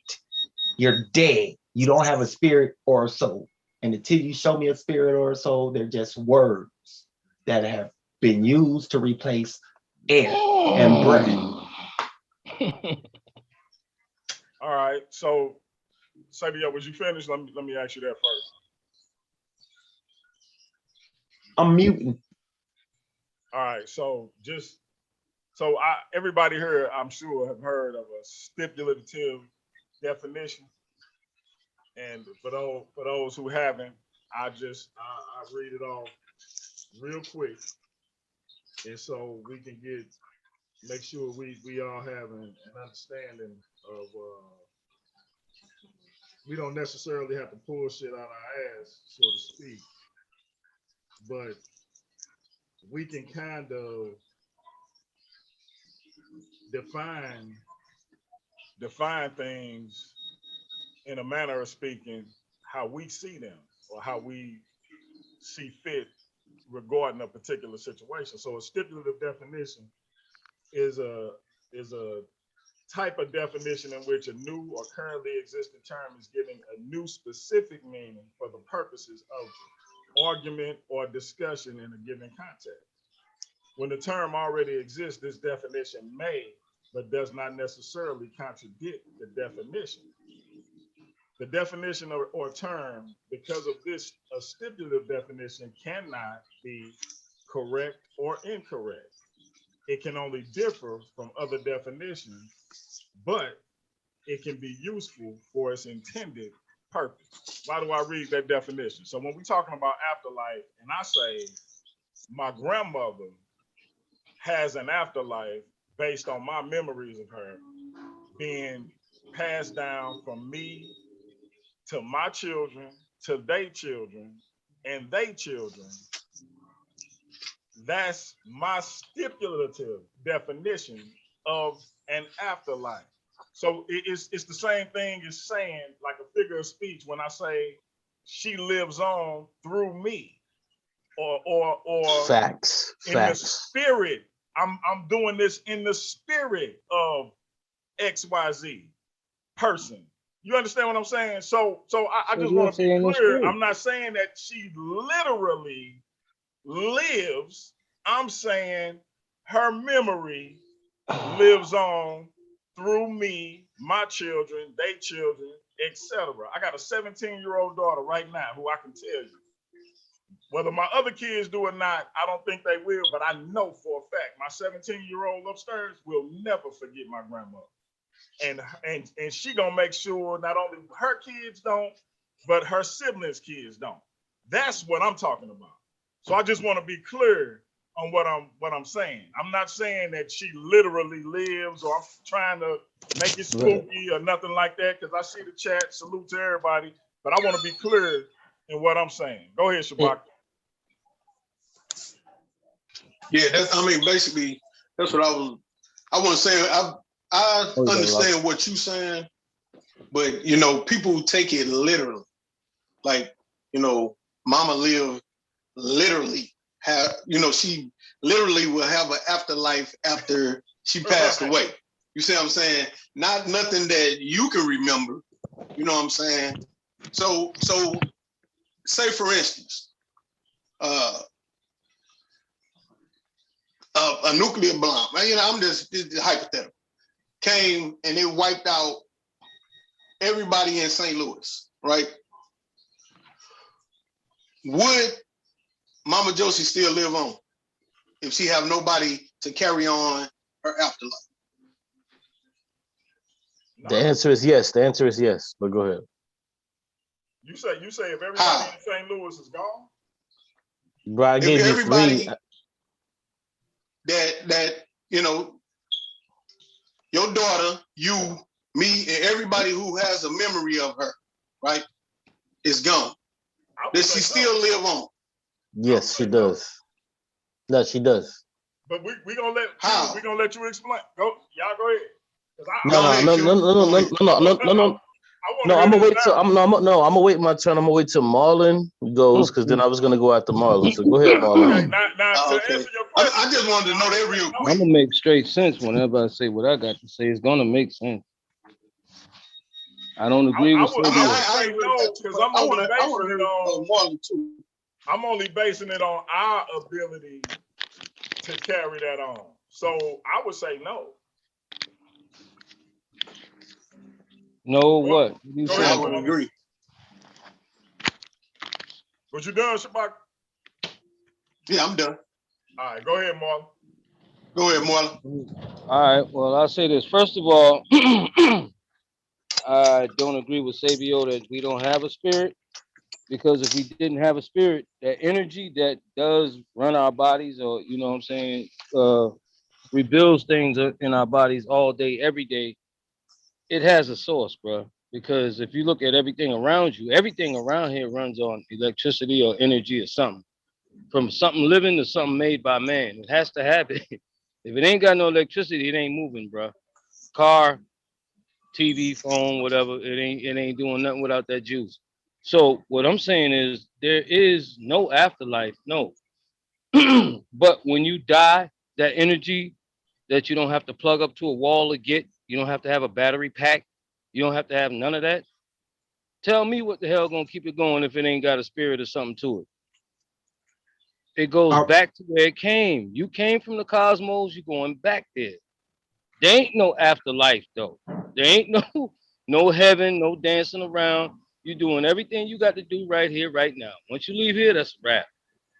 It's dark. That's all you're gonna see for the that's it. You ain't coming right. back as nobody else, none of that crap, bro. All right. So I'm finna read. No, brother. You had your turn and you spoke well. Okay. You had your turn.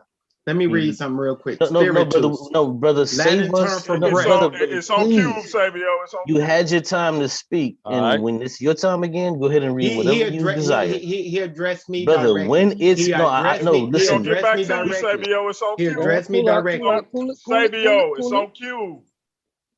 Okay, so now I'm so glad the brother Piankhi said stipulative definition.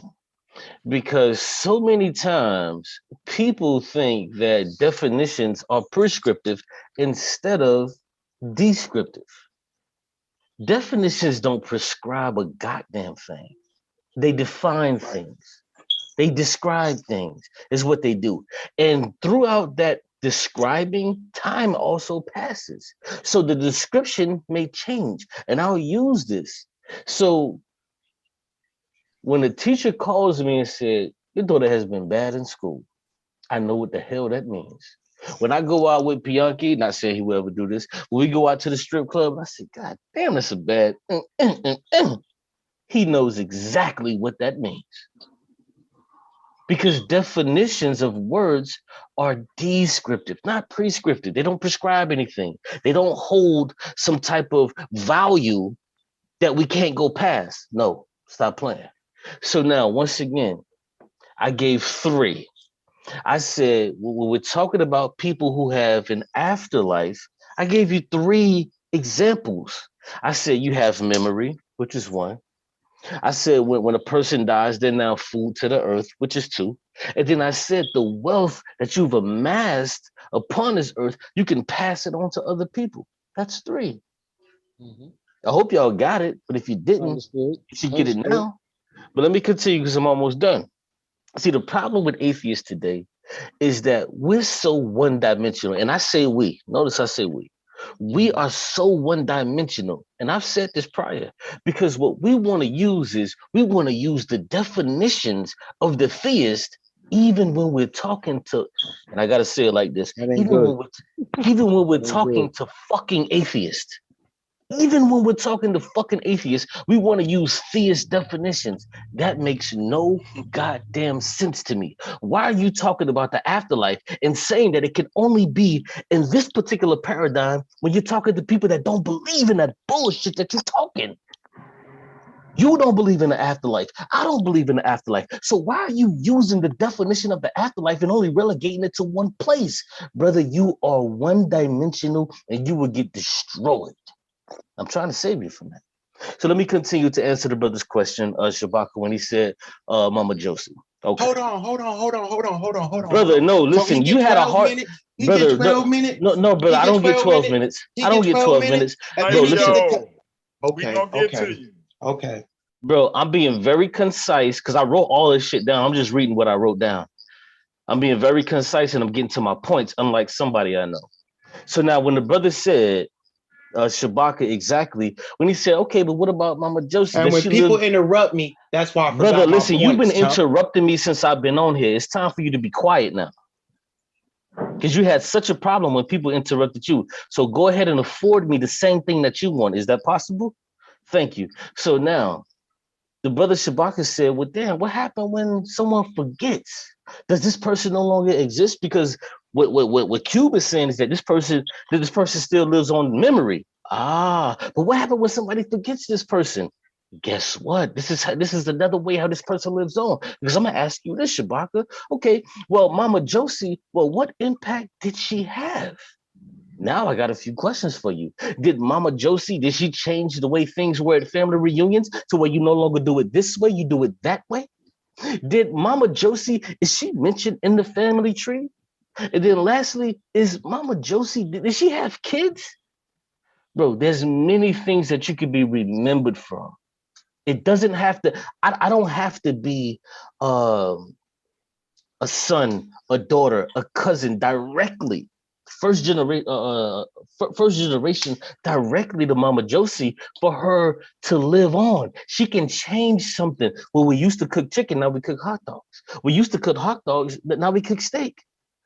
At the family reunion, there's so many different things to where a person can be remembered. But go ahead, that's all I got. All right. I was saying everybody get this story.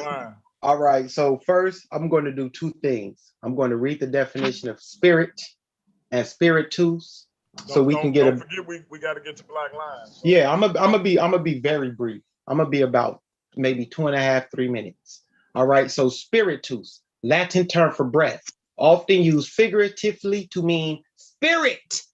Fuck is wrong, man? Damn. All right. So when we talk about the word breath or spirit, all we mean is breath.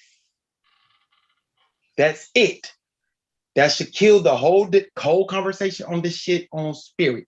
Now, to address the thing that he was just saying about us being one-track minded when we're talking about the word afterlife, when we're talking to these theists. When we talk to theists, we have to talk about the word afterlife in a theistic mindset. Why? Because the way that they're talking about the word afterlife is theistically. They're not talking about it euphemistically or the way that we are using it here, the way that Piankhi has just read the definition for it. They're not using it in that way. They're using it theistically, meaning their soul is going to be resurrected and their body will be resurrected in heaven. So we have to address them in that angle. So we have to bring facts to the conversation. All right? So all this, you want to come up here and act like you're the smartest on the panel? Stop, because we know words are descriptive and not prescriptive, and words can be prescriptive. There's no word that's prescriptive, but go ahead. Some words are prescriptive. Give me 5. Such as prescription. No, we not. Y'all ain't finna. You can prescribe something. Let y'all debate another time. But you know, since you're so smart, you're the one who. This dude is scared to death to debate me. He would never debate me. He's scared to death. Debate you on what? We're not getting ready to have y'all do this, man. Come on, Seba, your finish. Q, mute your mic. You have nothing to stand on. You have nothing to debate me on. You don't bring anything to a conversation but your opinion. You don't source anything. Finish up what you were saying about the afterlife, Chief. So back to this afterlife. So when we talk about this, my bad, I apologize because I can go on a tangent. So when we talk about this afterlife, and we're talking to theistic people who believe in God, Jesus, Allah, Muhammad, whatever, we have to approach it from that angle. And then we have to bring in what? Facts, proofs, and things that shuts down this idea of an afterlife. So we can't let them float around in this area where memories become afterlife, because now they have another room to play in. Huh. All right, Black Line Supreme. What say you about the concept of afterlife? It's a very important question, fam. So I'm not going to belittle it by using wordplay to define it. Now, when we talk about the afterlife, We all know that we're talking about from a theological perspective. Somebody needs to mute their mic. Marlon, mute your mic. Okay. Can y'all hear me? Yes, sir. Yeah. Okay, so we're talking about from a theological perspective. We're not talking about philosophy right now. We're not talking about the concept in Kemet where you put your name on every part of every wall that you can find so that you can be remembered. So yeah, that's true, but we're not talking about that because our people are lost in theology. And this is why this question was brought to the table. So let's address it from that perspective, and let's keep it 100. From that perspective, there is no such thing as the afterlife. Period. You're not coming back here to receive no new body and live in heaven or on earth forever with some God. That form of afterlife is what you find in religions. It has nothing to do with what Cube is talking about. Nothing whatsoever. So the thing is about a soul is it's not so much the definition of what a soul is. It's not so much what we perceive to be what a soul is. It's from the biblical perspective. Is there any evidence whatsoever of a soul out inside of your body? And the clear answer is no. There's not one piece, one shred, one snippet of evidence of anyone having a soul. No one has ever been interviewed who died, really died, and came back and talked to us about some type of soul. And even if somebody wants to say, well, somebody did die for a couple of minutes and came back, they didn't bring no primary evidence with them of any type of spirit or soul living inside of your body. So we're going to stay right there. We're not going to go outside of that because our people are not prepared for that. The people we're trying to help are not ready for African philosophy. They are stuck in European dogma. So that's why this question was brought up, to see if there is any reason for us to believe that we're going to die and then come back to life as the Bible says. That is the topic here. I'm sure that's the topic. So, and I want to ask everyone a question as I end. I want to ask everybody a question. I hope everybody address it. And my question is, where were you before you were born? Where were you before you were born? And I'm here to tell you, the place that you were before you were born is the same place you're going when you die. If you don't have an answer for that, then you don't have an answer for what happens to you after death. And I'll conclude with that. Okay, real quick, and let me say this again. Good question. There you go, Q. Why you jumping in, bro? Check it out. Is everybody, when Black Line finishes, everybody answer his question, close out at the same time because we're going to wrap it up. I had my hand My phone ready. about to die. My phone about to die, so I'm finna roll out. All right, go ahead and close out, cuz. I agree with Black Line. You know what I'm saying on that one, because that's a question that I asked somebody before too. Like, where was you before you so-called died? You know what I'm saying? I was a twinkle in my daddy's eye. Where was you at? Yeah, because you're a remnant of yourself though. You ain't become yourself until you was born, and when you die, you don't become yourself again. You know, it's done. It's done. It's a wrap. Ain't no evidence of a soul after you die, a spirit, or none of that. Ain't no evidence of any of those things. People can believe it. People can wordplay on whatever the way you want to word it, but ain't no evidence of none of the stuff that anybody can claim about what happens after you die or what happened to your soul or spirit or energy or anything. Don't nobody know any of those things. But I just want to say before my phone died, peace to you, brothers. You know, it's been a pleasure, and knowledge is infinite. Therefore, evolution is inevitable. Salute, Peace. Appreciate it. Hey, Shabaka, I want to tell you before you leave, man. Appreciate the build. When you charge your phone, and if these guys want to continue to build, we can do it on my channel.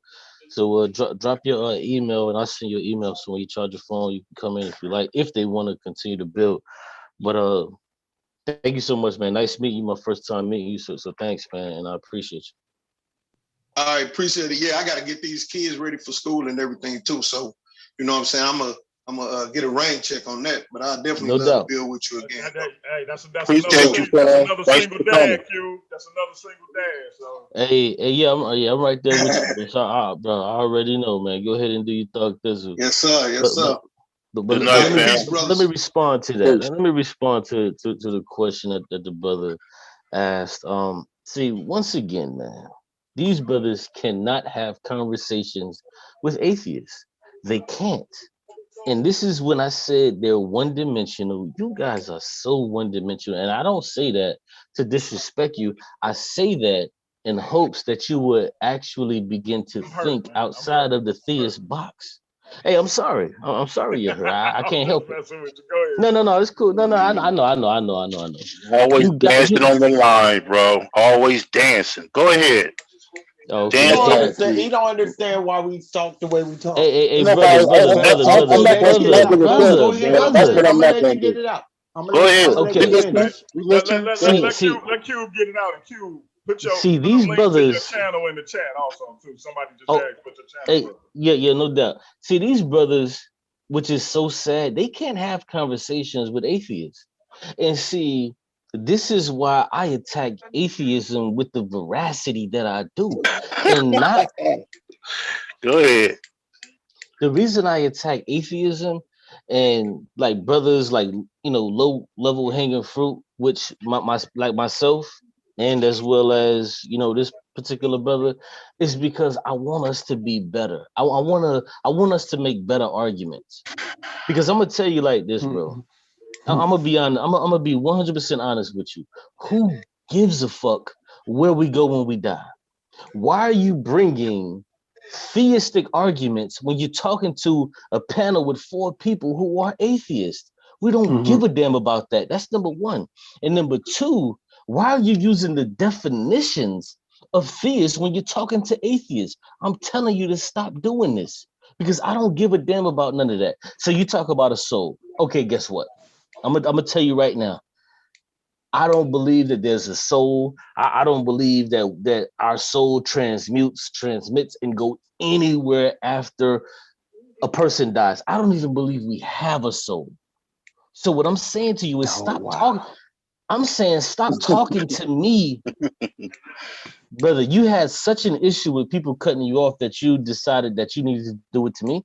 Is that what it is? I ain't even said nothing. You said, "Oh wow, how about you just mute your mic? How about that?" Like when you said, "Like fuck my mother," and you wasn't on mute. How about you do that? Like just mute your mic. So the point I'm trying to make is this: stop trying to have theistic conversations when you're talking to atheists. Stop doing that, bro. Because now this is why I have to have this back and forth with you because you're asking me questions that a theist would have to answer. I don't give a I hate to keep cursing like this, but I Do don't give what a you do, damn. man. Do what you do. No, Mhm. I'm not even gonna curse. I don't give a Wrap damn it up. about a soul, bro. So stop asking these questions because nobody on here believes that. We're not Okay. just talking to this Bro, panel relax. Okay. Relax. Right. Listen, relax, Q. bro. Right. We have Right. a See, whole come on, audience. Right. man. What is Right. going on here? We What have is a Because going whole on? because audience. you're saying a whole lot. You're saying a whole lot, Let and Q finish up, and y'all, and then we're gonna Bro, go I to thought, Sabio. bro, this is Let this Q is finish up, closing. and then we're gonna go to Sabio. Yeah, this is closing. This is closing. So I'm gonna say what I have to say, and I won't even be able to rebut some of the foolishness that you may say. This is closing. So what I'm saying to you, brother, I love and respect you, but please stop using atheistic, half-ass bullshit arguments to talk to other theists because I don't believe in no goddamn soul. Now, if we discuss the soul, that's one thing, but don't try to ask me, well, where were you before you were born and all of this other shit. Man, I don't give a damn because none of that can actually even be proven. We don't know any of these things. And on top of that, you're asking it as if you have an inkling or an idea of where a person was. And then on top of that, then we have to deduce what is a person. So it's like, come on, man, that makes no sense. So last thing, please, bro, I made the argument. I said that we do have an afterlife, and I gave you 3 topics to deal with. I said we're food for the earth. I said the wealth that we've amassed upon this earth, we can pass that on. And then I said within our memory, we live on. Those are 3 things. And within those 3 things, the memory passes on and we continue to live within the memory. We continue to live with the wealth that we amassed because the people that we then disseminated to appreciate it and now understand who we are, or at least know who we are. So please, brother, and I'm done. All right. Don't forget to put a link to your channel in the chat. Oh yeah, definitely. I will put it in there, man. It shouts out, man. Shouts out. I appreciate the discussion, man. You know what I'm saying? But I'm gonna go hard for atheists because I am an atheist, and you know what I'm saying. I definitely want to build up, bro. Put your fucking shit on mute if you gotta breathe like that, bro. What is good with you?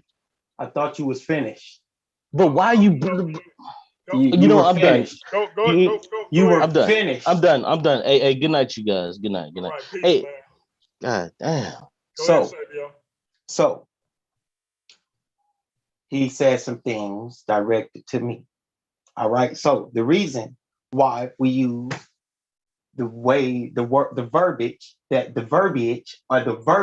we use when we have these discussions is because we're not only talking to you, okay? We are also trying to teach other people who are listening how to approach theists, sir. Okay, that's number 1. This isn't all about Cube and the people on the panel. Number 1. Number 2, we have these discussions with theists often. And if you think the way that I come at them doesn't work, I shut the whole chat down with some things that came from a scholar. They haven't said anything about the things that I posted from the scholar that they use to support their theism. All right? So the reason why we use the words that we use when we have these conversations with quote unquote atheists is to help strengthen your arguments, because you think my arguments are weak and don't have any validity. But they haven't said anything in Paradigm Shift since I posted the shit from Tudor Parfin's book about anything. No theists in the chat, and Piankhi and Black Lion Supreme can contest to that. They haven't made one comment about anything that that I posted that he said about Christianity and Black people. So again, when you come at me, understand that I'm on the level that you want to be on. That's why you attack me so hard, sir. You think I have no validity and no points.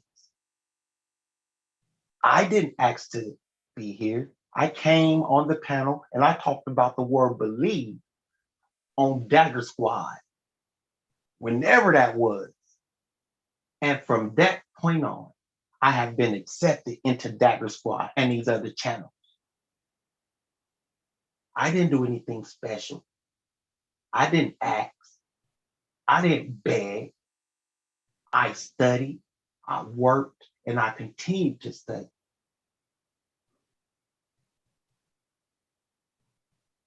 And if you want to achieve and get to this level, that's what it's going to take. I read sources. You haven't brought a source to anything you've said. It's just been your opinion.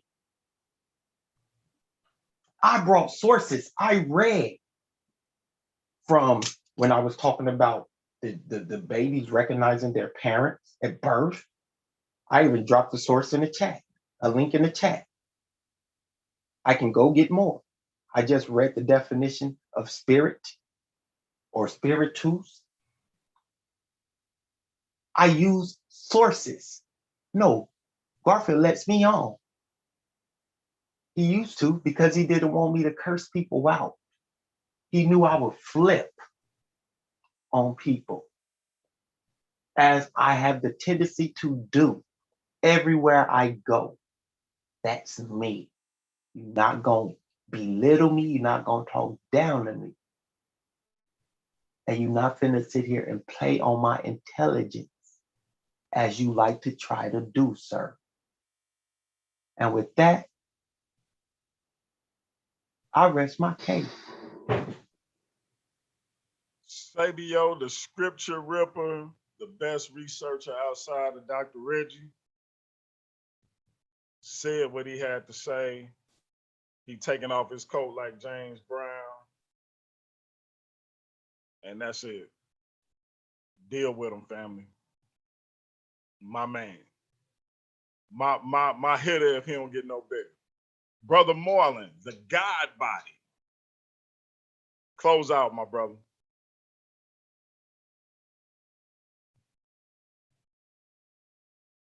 You there, Moreland? I think Moreland might be gone. Go ahead, BLS.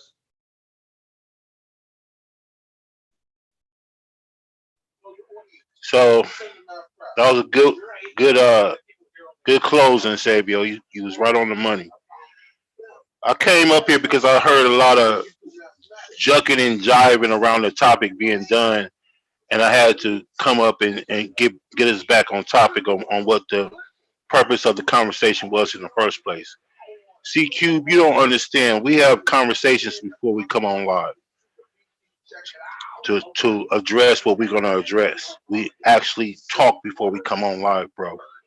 And when we were talking about is the afterlife from a biblical perspective. We wasn't talking about from a comedic perspective or another African culture.